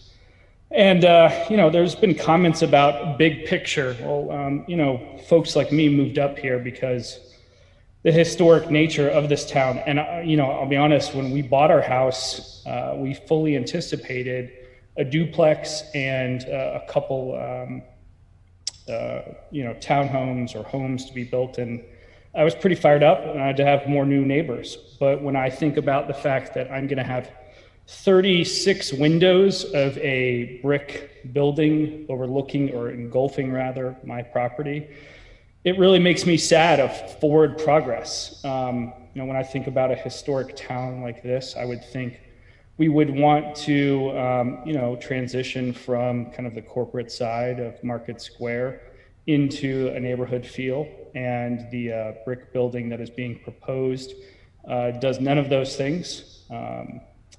And that's all I have to say about that. Thank you all for your time. Appreciate it. Thank you. Mr. Mayor, we have another raised hand. Stephanie Caparelli. Hi, can you hear me? Thanks. I don't live in the historic district. I live in the Washington Circle area. But I concur with everything that Reed said. we're not talking about a McDonald's or a Costco or a hospital. And a hospital, by the way, which the Historic Preservation Committee worked very hard in conjunction with to ensure that the hospital was built in such a way that it ended up giving it an award at the end of the process. Look, I renovated my home. We moved recently up here from the city. I was drawn to Lake Forest because of the small town effect and the feel of the community, but also the historic district and the look and feel of the community. This building is not visually compatible with the rest of the buildings in the area. It just simply is not. When we renovated our home, which is not historically significant, the Historic Preservation Committee didn't have anything to say about it because it's a 100-year-old home, but it was not historically significant or important in any way. We had so many hoops to jump through in terms of the color of the stucco on the outside of the home to where we were placing windows, and not a single neighbor or community member objected to any of it. It was a pain in the butt at the time, but I'm so happy that the city held the standards to our home so that our home ended up being a Historic Preservation Award winner in the end. This is a project that has vehement opposition from a number of homeowners throughout the city of Lake Forest, not just in the historic district. I've seen signs all over town. I've talked with several neighbors. I have a sign out, and some neighbors were talking about it and asking about why this proposal is being put up in our town. This is the type of thing that we shouldn't have two sets of rules for homeowners who are seeking to renovate their homes and condo developers who have strenuous objection from a variety of people throughout the community. So I am thankful to the aldermen, Rummel and Weber and Karras and Bushman who have talked about opposing this, and with understanding that the Historic Preservation Committee, they don't have anything to gain here. They're a neutral party that represents all of us and is comprised of all of us in this town. So I'm appreciative of their hard work in opposing this, and I ask that the City Council listens to the Historic Preservation Committee's opposition. Thank you. Thank you. Mr. Mayor, we're going to bring a caller in next.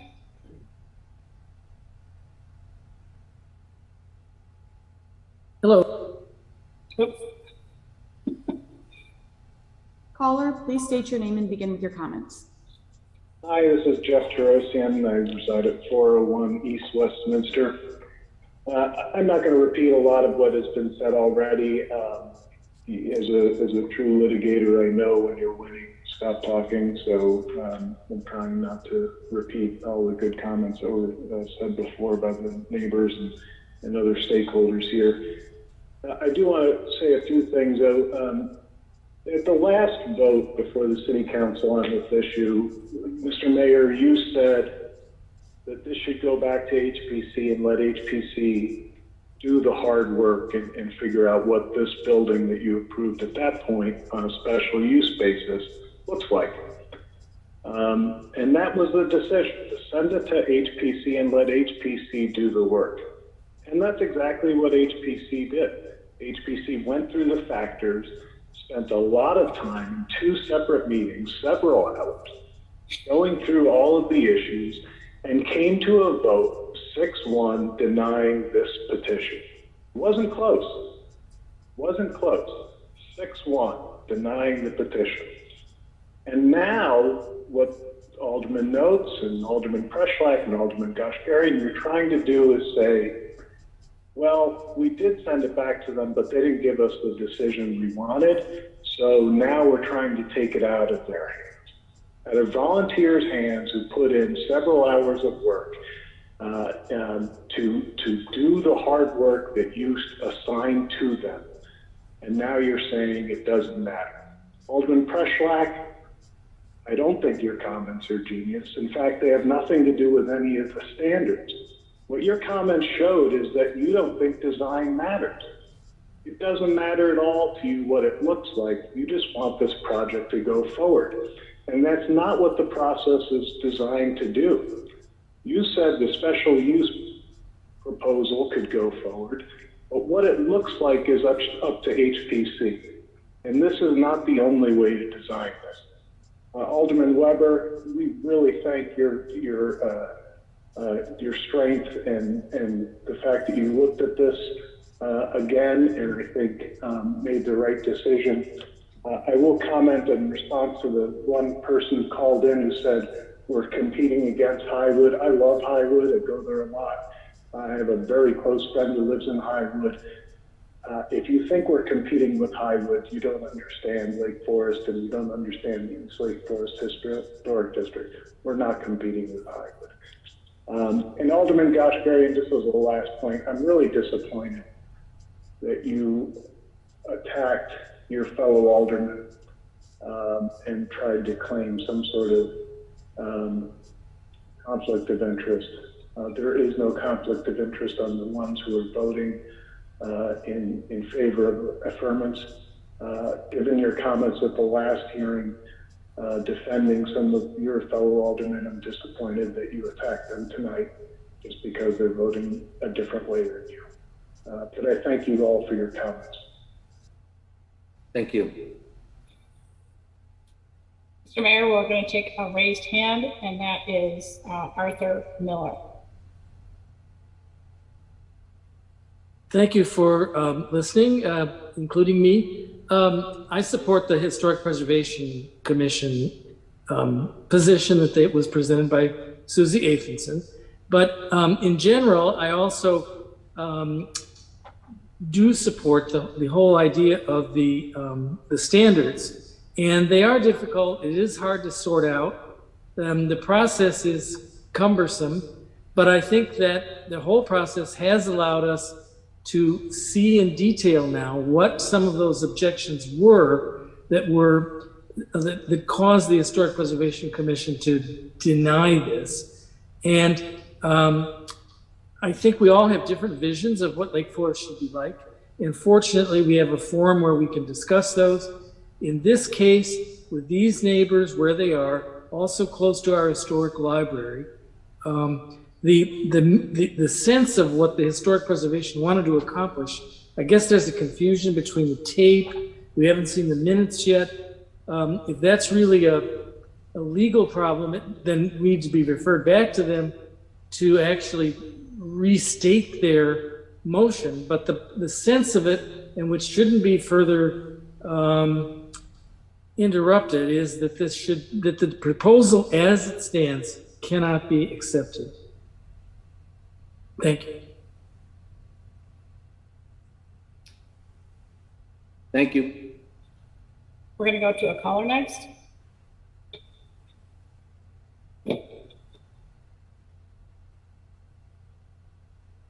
Okay, caller, if you could please state your name and proceed with your comments. This is Patrick Corsilia, and I live at 723 North McKinley, and I am the president of the 727 North McKinley Condominium Association.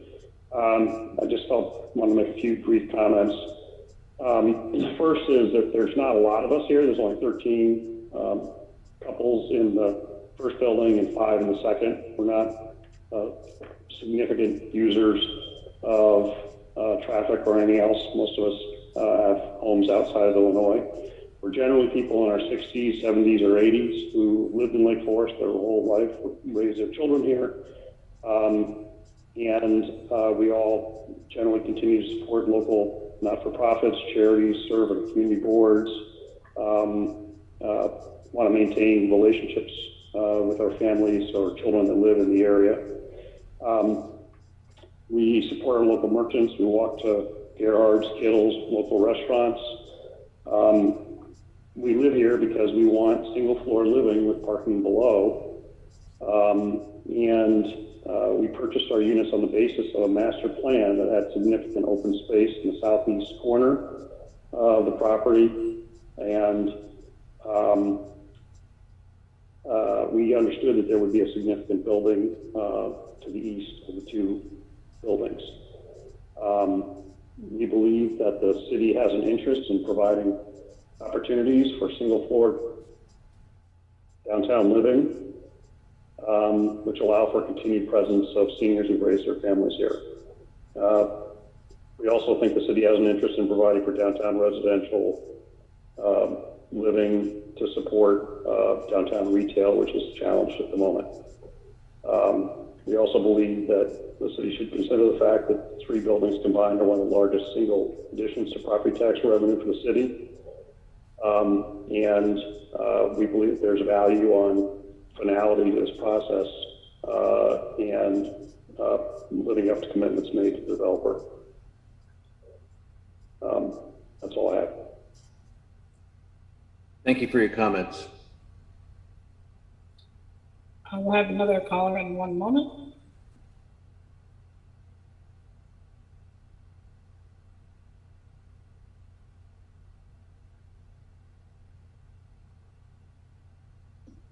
Caller, if you could please state your name and proceed with your comments. Good evening, everybody. This is Bud Angelis at 403 East Westminster. I appreciate the couple of minutes here. While I don't expect to sway anybody's opinion, I would like to state a couple of points and a couple of thoughts for y'all. Thank you all for hearing us out. I certainly appreciate this time. My wife and I are part of the resurgence of the real estate market here in Lake Forest, having recently moved up from Winnetka just a little under a year ago, and buying our house at 403 East Westminster, which is roughly an earshot and an eye shot away from the new development being proposed. Well, we're not advocating a not in my backyard approach to this. We moved here understanding that something was going to be put on this property. What we're asking for is, instead of a win-lose scenario, a win-win-win. A win for the city, win for the developer, and win for the residents near that property. Please stand by the Historic Preservation Commission decision. If you attended that meeting like we did, if you listened to the 4 hours of testimony like Alderman Bushman did, you would have noticed a complete change in tenor and tone of that meeting once shots of rooftop putting greens, kitchens, entertainment areas, fire pits, etc., were on top of the 2 current buildings that will be overlooking our property and several others around the area. You would have seen a different tone and something minutes can't even explain to you. So I appreciate your time. I'll conclude with that, and we look forward to a great future here in Lake Forest as part of the residents here. Thank you. Mr. Mayor, we have a raised hand. It's Tom Sweeney.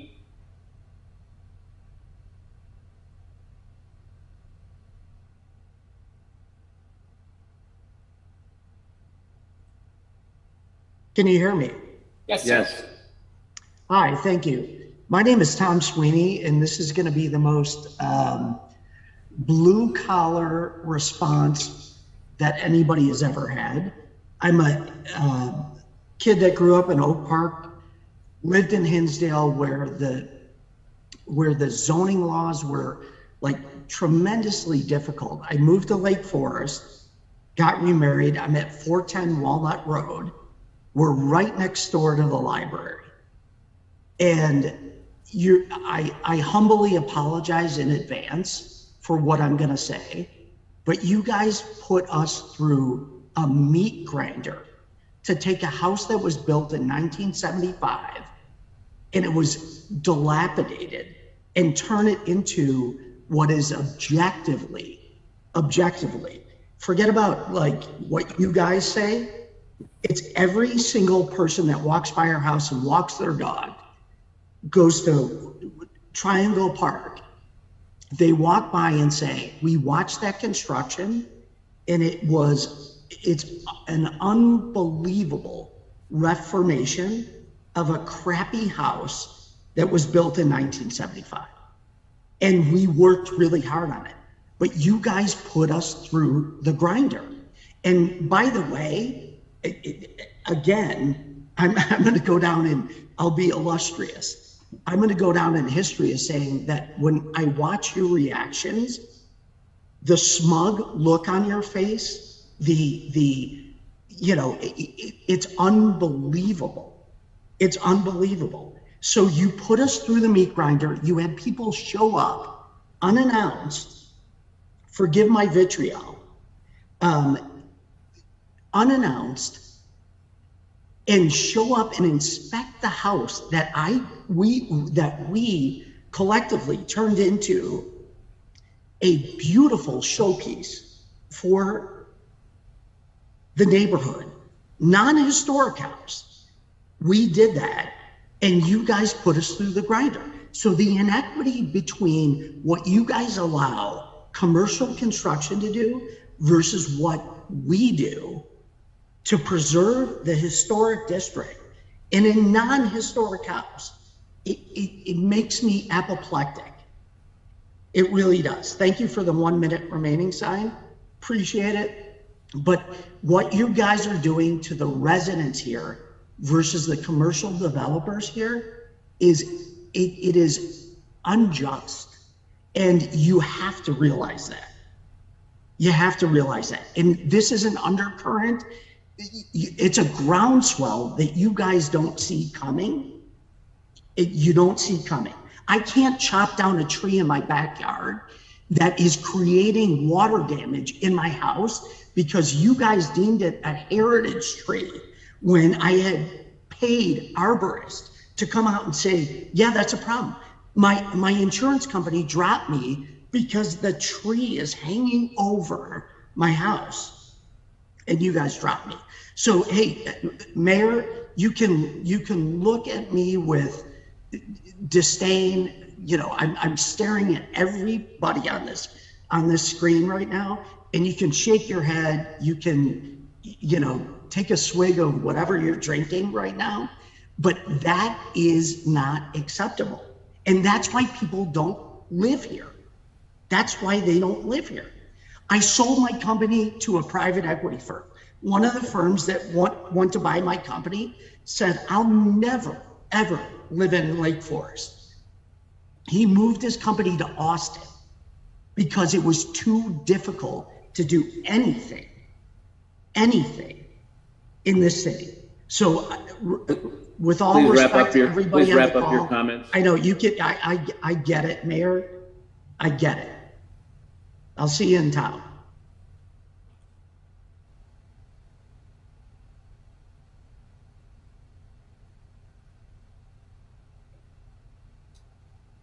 Mr. Mayor, we have an additional phone call.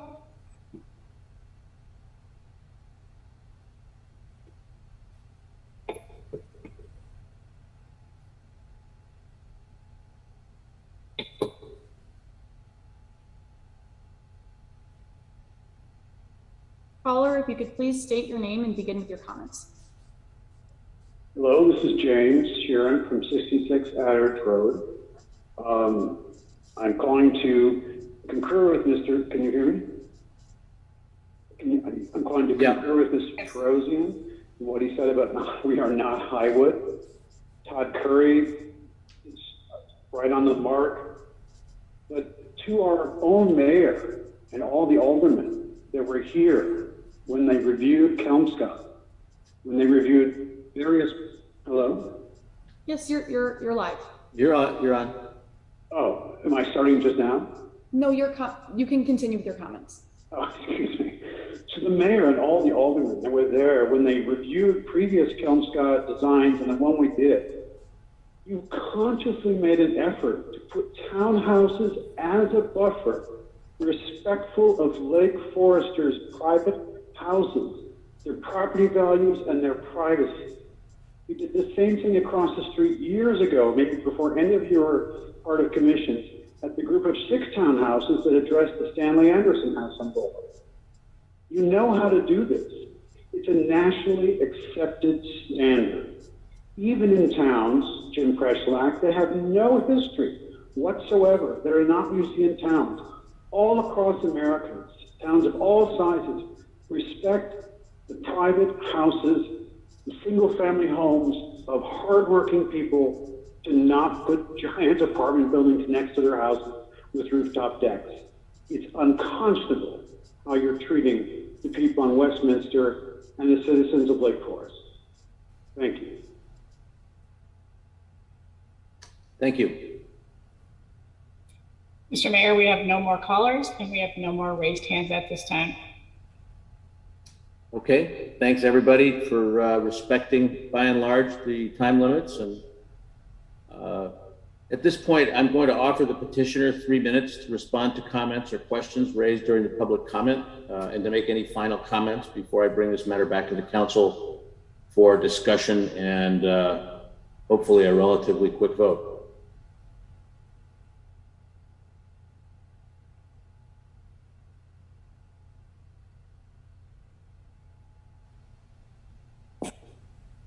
Thank you, Mayor. I just had one follow-up sort of question from Alderman Goshgarian that he raised, and then Mr. Terosian also made comment to, was the conflict of interest that was new to me. So I was just wondering if we could understand that a little bit better and what those issues would be. Thank you.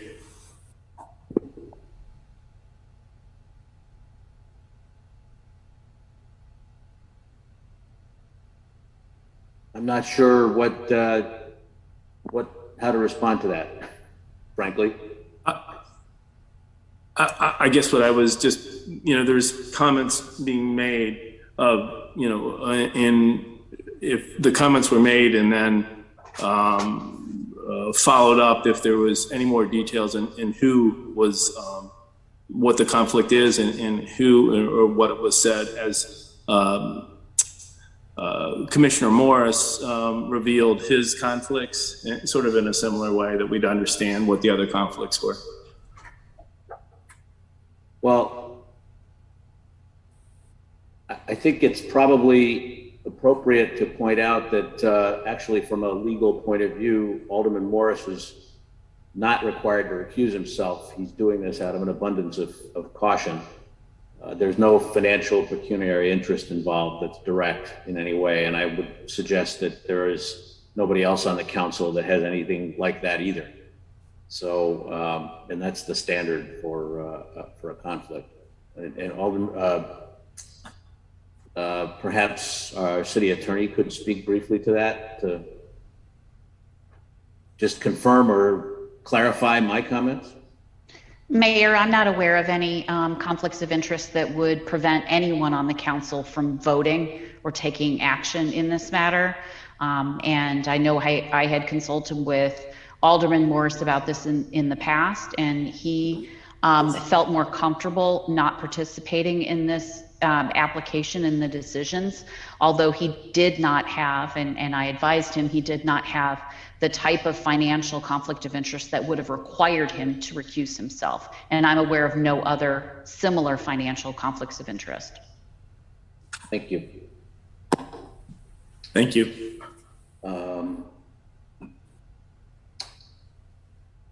Okay, at this point, we'll bring it back to the council for questions that they might have of the applicant before the council discusses and takes action on the appeal. Are there any members of the council that would like to ask a question of the petitioner?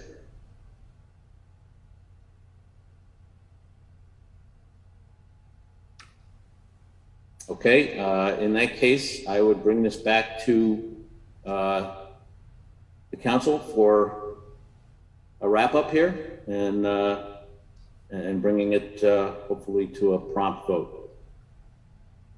Alderman Bushman. Thank you, Mr. Mayor. I had tried to accommodate your earlier request to keep my initial comments brief, and I did have additional comments that I think are relevant to what we have before us. I'd like to first comment on what I call the big picture and what's been referred to, including Kathy Cerniak's summary of what went on. There are certain aspects there that I think are important in the fact that we have this appeal before us that are very relevant. Certainly this developer did get approvals for and did develop buildings 1 and 2 on McKinley, and that was certainly part of the McKinley Road master plan to shift the commercial usage west of the tracks so that we have residential on the east. Building 3 or phase 3 came later after 1 and 2 were in the works, and it really is quite different from buildings 1 and 2. aspects that is different is the developer doesn't own the property. He entered into an agreement with the city, who owns the property, to purchase it. And there are earlier comments about, we have no other alternatives. I do note that when the city entered into the arrangement with the petitioner, it did not put this out for bid, did not explore the market for other uses. I think there are possibilities if we have to go down that route. But in any event, in looking at building 3, there are clearly differences, significant differences from building 1 and 2. 1, it does not front on McKinley. 2, it is zoned differently. 3, it is in the midst of historic single-family homes and is within a historic district that I think we all need to recognize is subject to significantly different standards and requirements than buildings 1 and 2. And I totally disagree that we need to do away with the HPC and the sort of regulations that we have for our community, for the betterment of our community. In any event, in going down the path of developing or proposing to develop a building 3, the developer, recognizes, it doesn't own the property and it can only acquire the property if it gets the necessary city approvals. This was a condition that the developer clearly undertook, clearly knew that it wasn't going to be easy to design a transition property with the McKinley properties on the west, with the single-family historic homes on the north and east, and also with the library on the south. Not an easy task, and I give him credit for trying, but it's a recognition that if his proposal doesn't meet our standards and is denied, he walks away. He gets his earnest money back, he gets interest with the earnest money. He had the use of our property for several years as a staging area without charge. That's, we need to recognize that he's not hurting from the arrangement we have with him. And what we need to recognize is building 3 has to be an appropriate transition. And the zoning says it's a GR3 versus O1 on the west and R1 on the north and east. So the transition question and what is appropriate has been what we've been struggling with for a couple of years. Admittedly not easy. And the Plan Commission, in reviewing it with their expertise and their knowledge, and they're going through the full hearings, said it didn't do it. Now, it was overruled by the council, admittedly, but then we have now the HPC saying the same thing, that doesn't meet the right standards and it should be denied. Let me move on now to more specifically the appeal itself. And I referred briefly to it in my opening comments. The petitioner claims, and I must admit I have a legal background, so I pay attention to the wording in the documents and what the petition is saying in trying to support us to accept his position. The petition makes the claim that the HPC's denial of a certificate of appropriateness, quote, must have been based on factors other than those within its purview, close quotes. Based on the wording of the HPC motion and the reference in the motion to the staff report, the petitioner then concludes in the appeal before us, quote, the HPC's findings explicitly state that the proposed condominium project meets all of the relevant 17 criteria that the HPC is permitted to consider in making its decision. Therefore, the HPC's denial of the certificate of appropriateness was inappropriate, close quotes. I question, did the majority of the HPC, the commissioners, really find all 17 standards were met? Is the commissioner's claim accurate? That they cited no reason for the denial of a certificate of appropriateness? I have a problem with that. As I noted earlier, I reviewed the entire record, in particular the deliberations when the individual commissioners spent the time expressing their findings and conclusions. Clearly, the majority were saying the compatibility standards were not being met in not just one, but several aspects. I thought that was crystal clear watching all 4 hours and 1 minute of the HPC meeting. And I should note that over the last couple of days, I can't count the number of comments I received from our public, our citizens, who did the same thing, who viewed that video and had no question in their mind that the HPC was denying this petition based upon a failure to meet one or more of the standards they have required within their code. You know, they've done a fine job. And Mr. Graveman, who did testify, did submit to the council a document dated September 3, 2021, that lists in particular what each of the commissioners said that would support that finding, that yes, they failed to meet the standards of appropriateness. Now, one may ask, what do the minutes of the July 12 HPC meeting say? Because this is one thing we should have included in the record. As noted, the HPC has not had the opportunity to discuss and finalize the minutes. I think it's safe to assume at the next meeting of the HPC, when the minutes will be up for review, that the majority of the commission will want to make clear that the 6-1 vote for denial was because their standards that they have to apply were not met, as clearly reflected on the record during their deliberations. You know, if any of my fellow aldermen believes, as alleged by petitioner, that the HPC was intending to find that all 17 standards were met, then maybe we should remand the question for clarification back to the HPC, or continue this matter until we have the benefit of the HPC comments on the final minutes and its findings. And as to the minutes, I've heard the argument that the HPC cannot change what was said at its July 12 meeting. True, but keep in mind the purpose of the minutes is not to be a transcript or quote verbatim what was actually said. Rather, minutes are intended to record what was done at the meeting, not be a record of what was said. And certainly the minutes are not to be misleading as to what was intended to be done by the governing body for whom the minutes are written. So I would not be surprised if the HPC, in finalizing its minutes, make sure the language reflects what they were in fact intending and felt that they did in denying the certificate of appropriateness based upon the failure to meet all the standards. Let me say it differently, substance over form.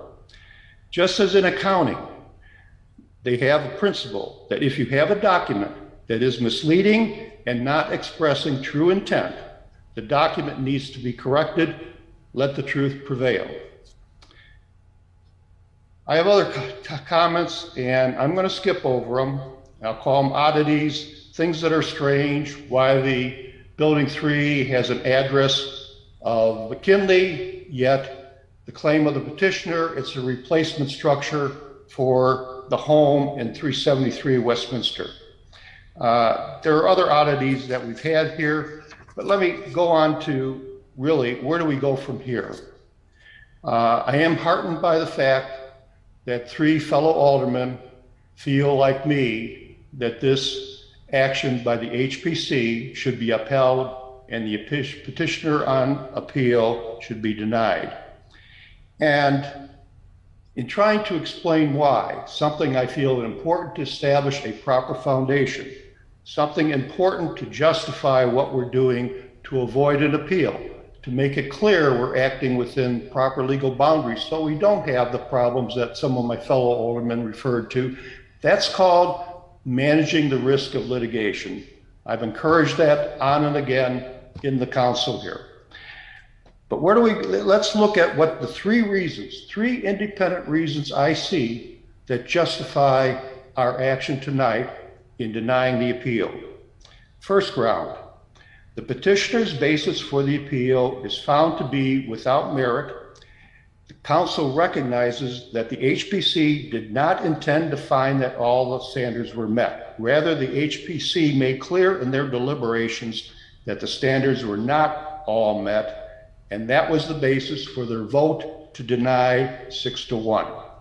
Second ground, this council should expressly find that this Building 3 development fails to meet one or more of the 17 HPC standards, and that justifies a denial of a certificate of appropriateness. I'm not going to spend the time going through the specific standards. Rather, I would refer everyone to a document that was referred to earlier that was put together by the Lake Forest Preservation Foundation, dated September 1, 2021. I think that document very well sets forth the fact that the standards were not met, and that's a proper basis for us to deny it. Third ground for denial. The council should find this petition should be denied in the context of its broader responsibility. As stated in our code, quote, the council shall apply such standards in the context of its broader responsibility in promoting and broader perspective of the public health, safety, welfare, and in the context of its fiduciary responsibility. Close quotes. Unfortunately, I've seen at times, including in our agenda packet, staff doesn't use the word fiduciary responsibility, use the word fiscal responsibility. What we need to do is understand, what does it mean to have financial responsibility? That term is used for a trustee in a trust agreement. It's used in a power of attorney when someone's acting on another's behalf. It's also used in the financial community for an investor manager making investment decisions for a client. Basically, the fiduciary owes a duty of loyalty to safeguard the interests of another person. It is commonly defined as needing to act in the best interest of another person. Applying that definition, this council should act in the best interest of its citizens. That's our broader responsibility, and we should be promoting the welfare of our citizens by protecting their well-being, their quality of life, their property values, and that is our fiduciary responsibility. Let me finish by commenting on the huge amount of input we received. And predominantly, they are opposed to this development. And I do want to express appreciation to our citizens for coming forward, for being involved, to making the effort, to being articulate, to being persistent and dedicated to see that the right thing is done. Sorry we had to do this meeting by Zoom, since I think if we were in person, we'd all recognize these council chambers would be filled, not only the chambers, the anteroom, the stairway, just like we did for the car wash. The people spoke up, and I'm glad to say the council then responded with an 8-0 vote to deny the car wash. And it's not affected the viability of our community. We need to decide what's appropriate and not. Simply because a developer wants to do something, simply because it's a large project and he's going to get money out of it and it's going to make other developers happy? No, that's not the reason we should proceed. Thank you.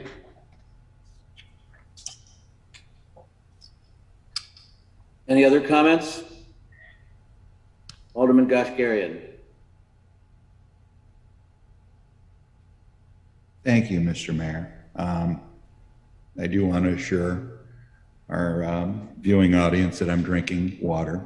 You know, a couple of points of interest, and thank you, Alderman Bushman, for your rather detailed and impassioned position.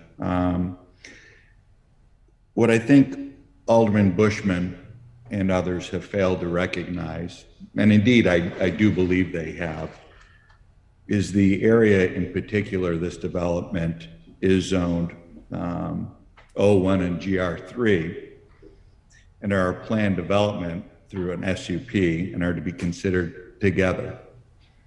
Now, this is not without precedent. Similarly, in not too distant history, Kelmscott Parks is another example of that, where they were to be taken in their entirety. Beyond that, the Middle Fork development, additionally, was considered in such a manner. I think it's maybe an unintentional misrepresentation of indeed how this project is to be considered in its whole and its entirety. And then another point I do want to make out is what occurs in a meeting, what's said, what is a matter of record, and I've always assumed that's what's said is what is a matter of record and not what is intended to be said is a matter of record. Going back and trying to modify what you wanted to say versus what you actually did say is not in keeping with good government, and indeed in the manner in which it could potentially be done is a violation of the Open Meetings Act, and is indeed, in some instances, subverting the entire process. And so the desire to go back and try and refine your position as you feel like it might build your case with the public and whomever may be examining this in the future is really not in the spirit of what is being presented at the meeting, nor is it in fact an actual or representative of what was said. So Alderman Bushman, I do respectfully disagree with you. But I would acknowledge that there are many members of the public who have expressed passionately in opposition with this. But again, your definition of fiduciary is probably maybe not in the same light that I would take it. It's ironic that sometimes we look at this and we want to represent our ward, and at other times we want to represent our city. I'm looking at this collectively, as a collective whole. And that's what's driving part of my thought process. And yes, it's always wonderful to have people in the audience and feeling that you're doing good by the people, but I want to respect the process. And just because an appeal is being made does not mean that we're somehow, again, trying to do something out of the ordinary. Again, as an attorney, you're well aware of the fact that appeals are made. Errors are made preceding those decisions, and that's the whole purpose of an appeal. And I do respect everybody's opinion, and I think nobody's taking this lightly, and I'm sure that probably many of us have felt very uncomfortable through this entire process. So Ray, I do want to say thank you for your comments, because I always do listen to them very carefully, and I have a tremendous amount of respect for your positions. Some of them, though, I don't necessarily agree with, but thank you for articulating them. I do appreciate it. Thank you, Mayor. Thank you, Alderman Gashgarian. Any other observations or comments? Alderman Weber. Thank you, Mr. Mayor. Just a couple of points of elaboration of my position tonight. First, I wanted also, as Alderman Preschleck did, thank our staff. There's been a lot of time put into presentations and working through this process, as well as our volunteers on our boards and commissions. When I took the position in favor of the zoning change at our previous meeting, I did so to send it to HPC in a way that says, let's make this project work. And if you need 35 feet, 30 feet, 38 feet, can you put together something that will work here and be a transition and complete this phased project and development? I'm in full support of multifamily housing to increase our stock and availability to our community. I actually own a condominium at Amberley Woods in the 3rd Ward, and there's been some things out in that neck of the woods with different materials for roofings and some different varying opinions there. In the end, I think we have some really talented developers and architects on this project. And I think that reskinning this building to be the necessary transition from the beautiful condominiums that were built to the single family homes on Westminster is what needs to be done. Thank you. Thank you. Other comments? Alderman Karas. Thank you, Mr. Mayor. I'd first like to wish our Jewish neighbors in Lake Forest a happy and healthy new year and apologize that this council meeting was inadvertently scheduled on a high holiday. Next, I want to thank the many residents of Lake Forest who have written to us to voice their views on this substantial matter. I've read each one carefully and appreciate the time and thought that went into your correspondence. I also know this has been a difficult and stressful time for our city staff. So I'd like to acknowledge those who have gone above and beyond the call of duty to provide the background and material we've requested to help do our jobs as upstanding council members. A number of arguments have been presented to me to sway my vote on the decision before us. I've made statements during council meetings on February 2nd and on April 5th that established my thought process and ultimate position with respect to this development. Tonight, I'd like to outline 4 factors that have influenced my vote today. First is my responsibility as a member of this council and the work entrusted in me by Lake Forest residents, not just in my ward, across the city of Lake Forest. I don't take this role and privilege lightly. As a current fiduciary and steward of Lake Forest, I believe it incumbent upon me to protect its historic character, rich heritage, longstanding commitment to preserving its historic districts, and ensuring our architectural and building standards and the current system for safeguarding those standards remains in place. Second is the HBC's determination that the proposed Phase 3 building does not meet 5 of the 17 standards for review, also known as design guidelines for buildings in the historic district that were established by a Lake Forest ordinance. The HBC concluded the proposed Phase 3 condominium building does not comply with established city code due to visual incompatibility to the neighboring single-family homes. Third is my statement made February 5th that is worth repeating. Our system of government in the city of Lake Forest relies on commissions and boards that have stood the test of time. They are composed of resident volunteers chosen and qualified by the Lake Forest Caucus and the mayor to serve.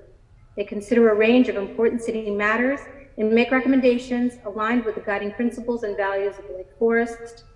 I remain absolutely confident in our planning process and system of government, including the critical work conducted by our advisory boards and commissions. Lastly is a question that continues to linger in my mind. Would the proposed Phase 3 building set undesirable preservation and building code precedents that could compromise the integrity of what we proudly regard as an architectural gem? For me, the remote possibility of a precedent being set and enabling future developers to overturn HPC decisions is deeply concerning.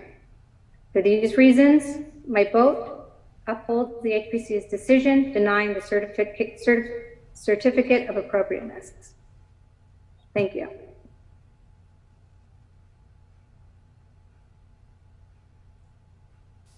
Any other comments? If there are none, then I would entertain, Alderman Rummel. I have some comments. Thank you, Mr. Mayor.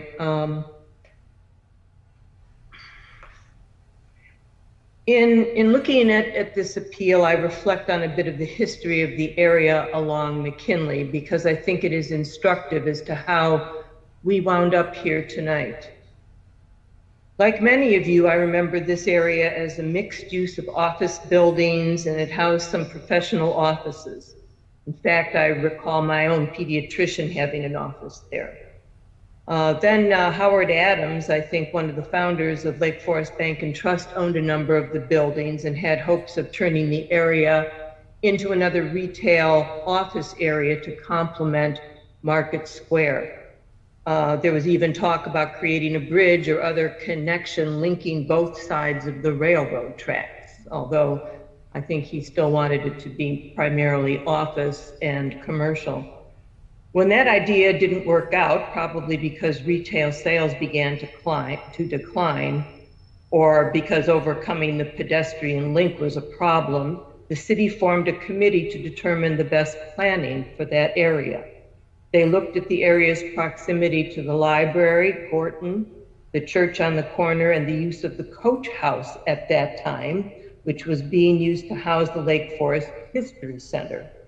And they then suggested that the area be utilized as a cultural corridor, because at that time the Lake Forest Historical Society was housed in the city-owned property, which was a coach house to an historical property it backed up to on Illinois Road. Well, as we all know, the History Center found a lovely new site down on Deer Path. So then the prospect of utilizing the city-owned lots to house the History Center vanished. Finally, the city adopted the Mckinley Road redevelopment recommendations as modified by the Plan Commission. They adopted these on August 27th of 2016. The document contains several interesting recommendations, which I think we should still be considering today. They wanted the area to incorporate meaningful open space that relate to and serve as an amenity to the new buildings and to surrounding existing development. They wanted to encourage building massing that is respectful and secondary to historic Market Square, the church on the corner of Deer Path and McKinley Road, and the library. They said buildings should not exceed 3 stories, and to consider a mix of 2 stories, 2.5 stories, and 3-story buildings. They wanted to require high quality architectural design in a manner consistent with the significant historic buildings in the area. They also wanted to encourage some variety in housing types that have the potential to attract residents of various ages. I'm not sure we've accomplished that at this point, even with the first 2 developments. We've heard testimony tonight, in fact, as to some of these residents who are in these buildings. With regard specifically to the city property, the city recommendations suggested that they consider the use of the city property or some portion of it to improve circulation on the library site, to provide for overflow parking, and to provide green space to soften and buffer the north end of the library. In December of 2016, the city went ahead and got an appraisal of the property.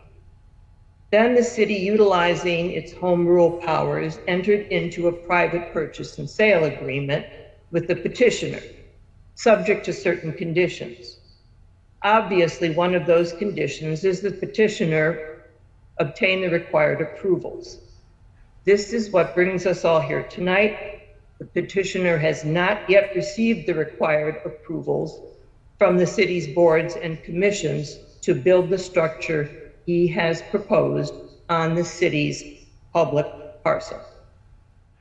As has been noted repeatedly, both the Plan Commission and the Historic Preservation Commission have rejected the petitioner's petition for numerous reasons, a number of times. But now it is before us on appeal by the petitioner to overturn the decision from the Historic Preservation Committee denying a certificate of appropriateness. I think for the council to overturn a recommendation from a committee of the city, such as the Plan Commission, the BRB, or the ZBA, it needs to have some very sound reasons. I don't know that there is any specific case law on the topic, but I do find it interesting that the Historic Preservation commission was set up as a commission, not a committee, and that in order to come to the council for review, it requires an overt act from the petitioner, otherwise their decision is final. The petitioner must file an appeal within the set guidelines of the city ordinance. This is unlike the other committees of the city, which make only recommendations to the council, which are not final until the council acts. The decisions of the HPC are final unless appealed. Is this a distinction without a difference? I don't think so. I believe this was purposeful when the ordinance was created. I think the distinction was made to give a special set of residents who are specifically selected for their expertise the final word in preserving our historic districts. As our code says, the mayor, with the advice and consent of the city council, shall appoint 7 commissioners. Each shall have demonstrated interest, knowledge, ability, experience, or expertise in architectural restoration, rehabilitation, or neighborhood conservation or revitalization. I find this distinction interesting. I would not base a decision solely on it, but perhaps it speaks to the high regard we place in the preservation of our city's historic structures. These individuals whose decision the petitioner is looking to overturn were interviewed not only by the mayor and approved for appointment by the council, but they first were interviewed by the rigorous standards of the Lake Forest Caucus, a group of residents, as we know, who are elected by us to select the very best among us who are most qualified to sit on the HPC. For me to substitute my judgment for theirs would require a leap into an area where I feel I'm not qualified.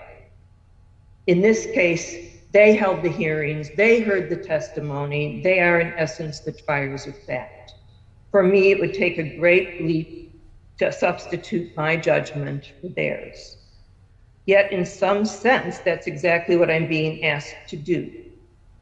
But the ordinance does make a distinction here. It states appeal of denials. Following a final decision, again, a final decision, not a recommendation, of the commission denying a certificate of appropriateness for approving such certificate upon conditions unacceptable to the applicant, an applicant may file an appeal of such denial with the city clerk. In hearing this appeal, what am I supposed to consider? Well, the ordinance goes on to say, in considering appeals, the council shall apply the same standards as those applied by the commission, but it is recognized that the council shall apply such standards in the context of its broader responsibilities in promoting and broader perspective of the public health, safety, welfare, and in the context of its fiduciary responsibilities, not financial. Let me discuss the standards I find were not met by the petitioner, and later I will discuss the broader perspective of the council's fiduciary duty. I want to emphasize that the petition does not need to fail all 17 standards, but only one. In this case, in my opinion, I find it fails to meet numerous standards. So when I look at those standards, I find that I agree with the statements of the HPC in their deliberations, which I find to be an essential part of this record and the findings in this case. The petition fails to meet the standards set forth in our ordinance in the following respects. Standard 1 as to height, Standard 8 as to roof shapes, Standard 11 as to directional expression of front elevations. To me, these 3 standards are related in that they require the proposed structure to be visually compatible to structures to which it visually relates. The structure fronts on Westminster Road, in my opinion, not Mckinley. The original address was 361 and 355 Westminster. By giving it a Mckinley address and then stating it visually relates to 2 condo buildings this petitioner has built on Mckinley in an area outside the historic district is a curious and circuitous argument. Following it to its logical conclusion, then, should the replacement structure on the Donovan property relate not to the other buildings in the historic district in which it sits, but to this proposed phase 3 condo building if it's built? Where does this type of logic stop encroaching into the historic district? This proposed structure is hardly visible from McKinley. The transition to me starts with the gray Victorian house owned by the Lardinos, its direct neighbor to the west. The building to which the proposed structure should relate continues down Westminster to the single-family homes on both the north side and the south side.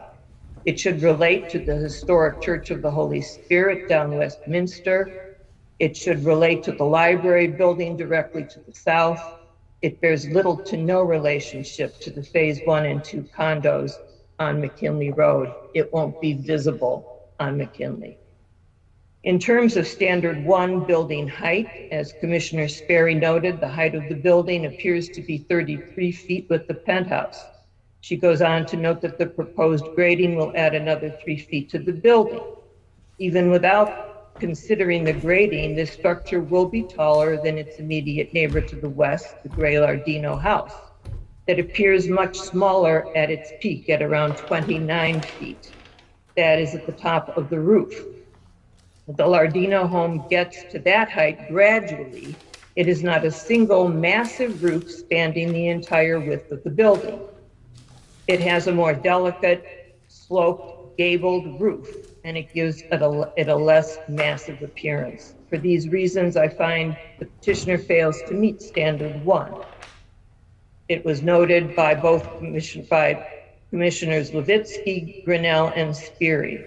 Standard 8 with regard to roof shapes, as I've already articulated, this proposed structure relates to the Westminster streetscape, not McKinley. When I think of McKinley and I think about what defines this historic district, it is the gabled and pitched roofs in the area. Nothing in the proposed building reflects a gabled or pitched or sloped roof. Petitioner Pettit does a nice job in covering standard 8 in her comments on July 12th when she states the building needs more variation in its roof shape and along the facades and variations in the exterior materials. The building should relate to the neighborhood of which it is a part, not the McKinley streetscape. I agree. Again, the Lardino home is the transition structure into the historic district. From there on, the homes, including the proposed development, should relate to that district and specifically visually relate to the rest of the Westminster streetscape. And so I find I agree with the commissioners in that the building fails to meet standard 8. Standard 2, a proportion of the front facade, the relationship to which the height of the front elevation shall be visually compatible with properties, structures, sites, public ways, objects, and places to which it is visually related.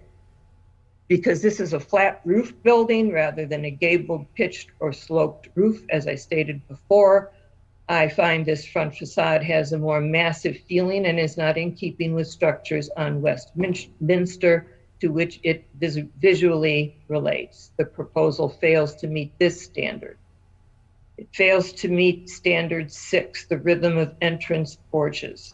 This standard goes on to require visual compatibility, again, with the property, structures, sites, public ways, objects, and places with which it visually relates.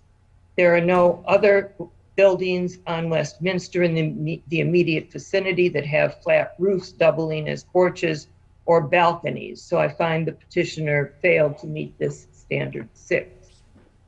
Standard 7, relationship of materials and textures. A solid red brick building is not compatible with the predominant materials in the structures to which the proposed development relates. Those along Westminster, the library, the Church of the Holy Spirit. None of these are red brick buildings. They're predominantly wood, or I believe the Lardino house may be even stucco. The petitioner's proposed building fails to meet this standard. Commissioner Gibson speaks to this point in her deliberations. She also talks about other points. The scale of the structure, standard 10.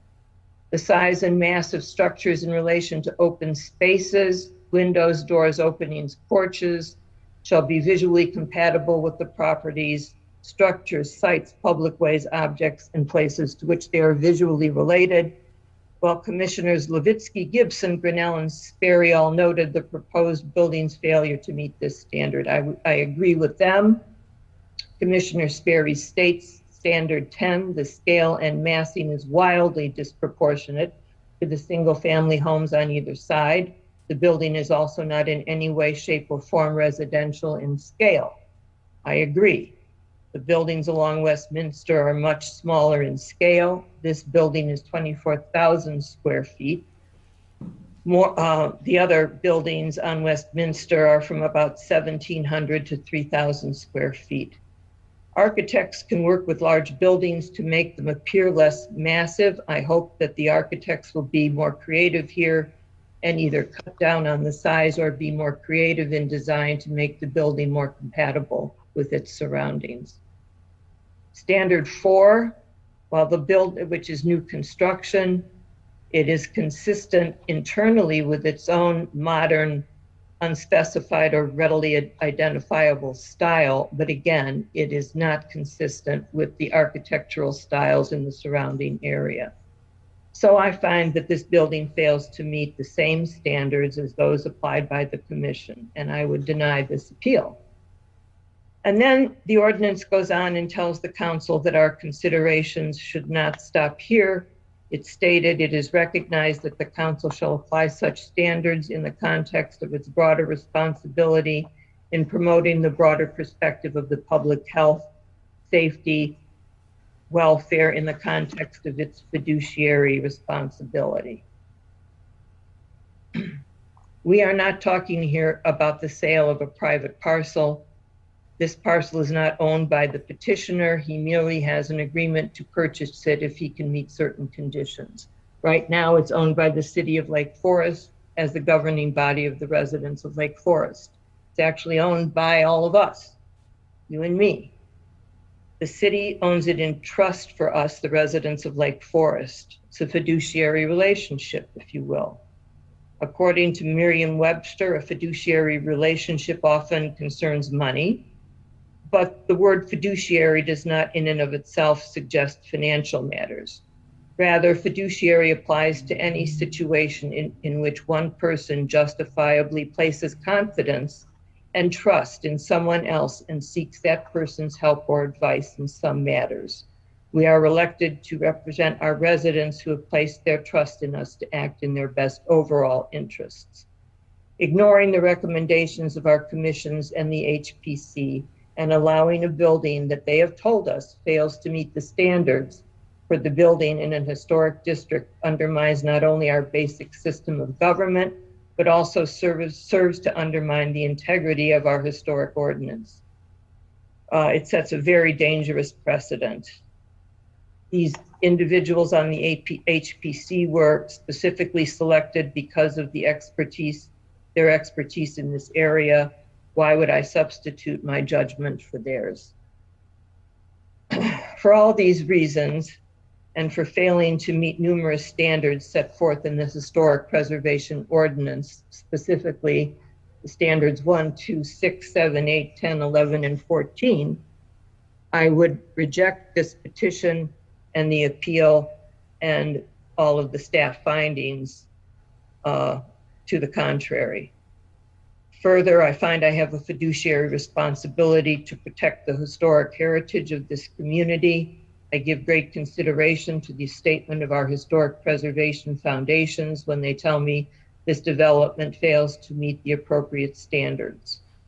I also have a responsibility to listen to residents, neighbors, and friends who, in my opinion, have done an absolutely outstanding job of making their points in a studied and precise manner, all while respecting, in my opinion, principles of civility in making their points. So I am very proud to live in this community in a moment like this. what a cherished resource our residents are. I believe I also have a fiduciary responsibility to honor and ensure the integrity of our local forms of government that created boards and commissions. To ignore their recommendations in any but the rarest of cases undermines our local system of government. Why would we have boards and commissions if the council is going to override their careful deliberations?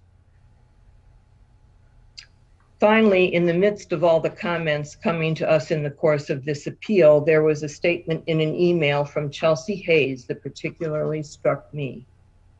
She said, "There is only one Lake Forest. I'm proud to call this city home. Please do the right thing."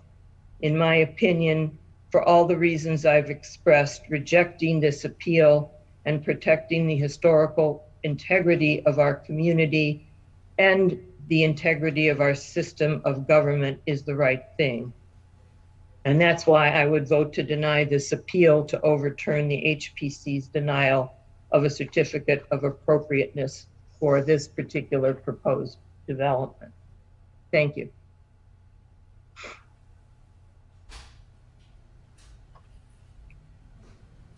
Any other comments?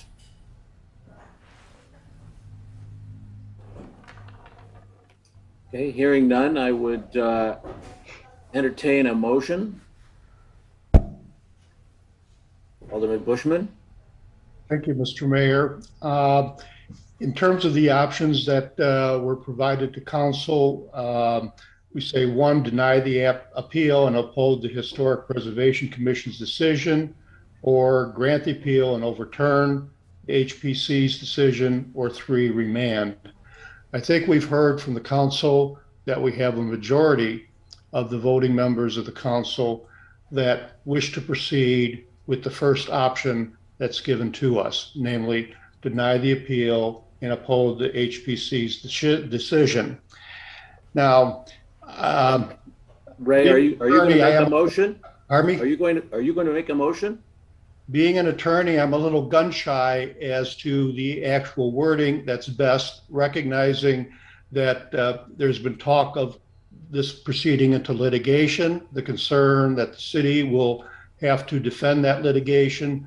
So I'm wondering whether at this juncture, based upon what's been said, we should ask our staff and city attorney to help in drafting the sort of motion and the basis for it that would help withstand any legal action.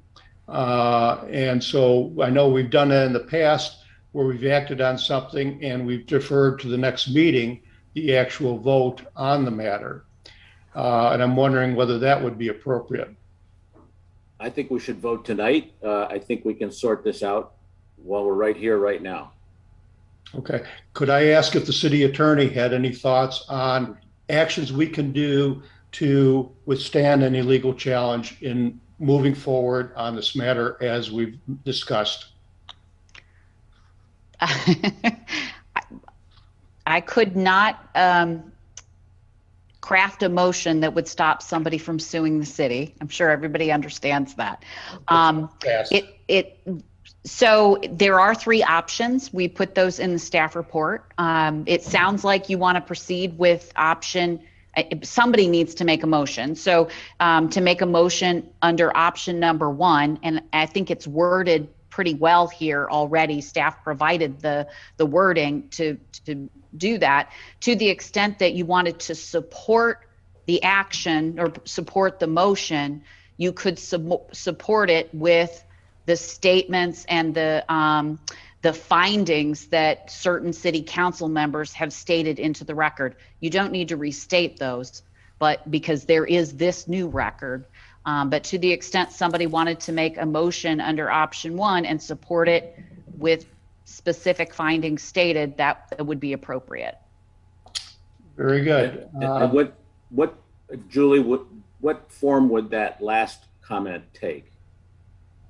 When you said specific findings noted, is that all it has to say, or does it have to go into detail of, paragraphs and paragraphs about No, you can reference that the statements and the findings made by, and I don't want to put words in your mouth because I don't want to make a motion for you, but by maybe specific aldermen, or if you want to reference the statements made about certain factors or standards that one or more aldermen specifically stated weren't met. You could refer to the HPC, the minutes or the video, which many of you have. So again, I don't want to put words in people's mouths, but to reference the statements that have been made tonight about specific standards and to reference statements that were made by the HPC about specific standards would seem to be appropriate. Okay, I think I understand our city attorney, and what I would like to do then is make a motion based upon the statements and the findings and the commentary that have been provided by Alderman Weber, Alderman Karras, and Alderman Rummel, and myself.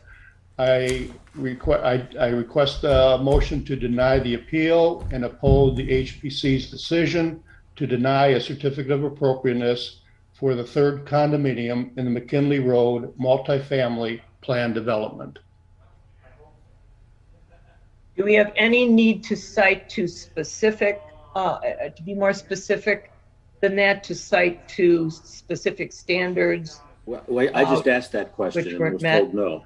Yeah, no, we don't have to be more specific then. Alderman Rummel, if you'd like to just mention the specific standards that you believe aren't met and amend the motion, if Alderman Bushman's okay with a friendly, you don't have to go into all the details, but if you want to, I know you had certain standards that you had specifically identified. If you wanted to just call those out, that would be fine. Alderman Bushman, would you have an objection to calling out some specific standards which weren't met? I would not, although I just note that I was intending to do that very thing with a broad statement that our motion is supported by the statements and findings and commentary provided by us four. And I know in my commentary, I referred specifically to 3 reasons that I felt this petition should be denied. And I know you articulated, and I think reference was made to the Historic Preservation Foundation's findings. And I'd like to think by the broad wording, we're incorporating all that as the rationale for our decision.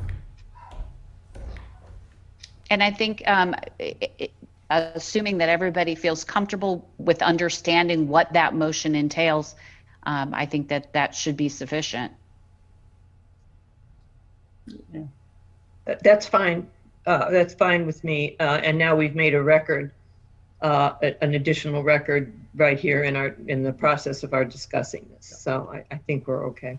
And again, if there was anything the city attorney felt we should add to help us withstand any legal challenge, I certainly would appreciate that. But if there's none and she feels that this is adequate to provide us the foundation that has the legal basis, I think we should proceed. I know our citizens are looking for this action. Second? Fine. Have you made the motion, Alderman Bushman? Yes. Then I would second it. Okay. Before we go to a roll call, I would like the city attorney to clarify for everybody what the context is for an aye or a nay. Yes. Sometimes it gets a little confusing when we're talking about denying something that upholds something. So the motion on the table is to deny the appeal, and that means that a vote yes upholds the HPC's denial of the application for a certificate of appropriateness for this project. So if you vote yes, you're agreeing with the HPC's denial, and if you vote no, you're not, if that makes sense. And all of the motion incorporates the statements made by the 4 aldermen as Alderman Bushman stated. Okay, with that context, I would call for a roll call vote, please. Alderman Morris has opted to recuse himself. Alderman Karas. Aye. Alderman Rommel. Aye. Alderman Notes. No. Alderman Preschlack. Nay. Alderman Goshgarian. Nay. Alderman Bushman. Aye. Alderman Weber. Aye. 4 yea, 3 nay, 1 abstention. Motion carries. Thank you.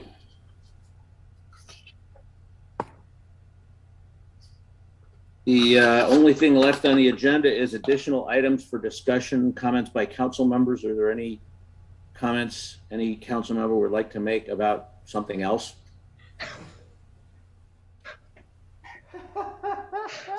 Hearing none, I would entertain a motion that we adjourn.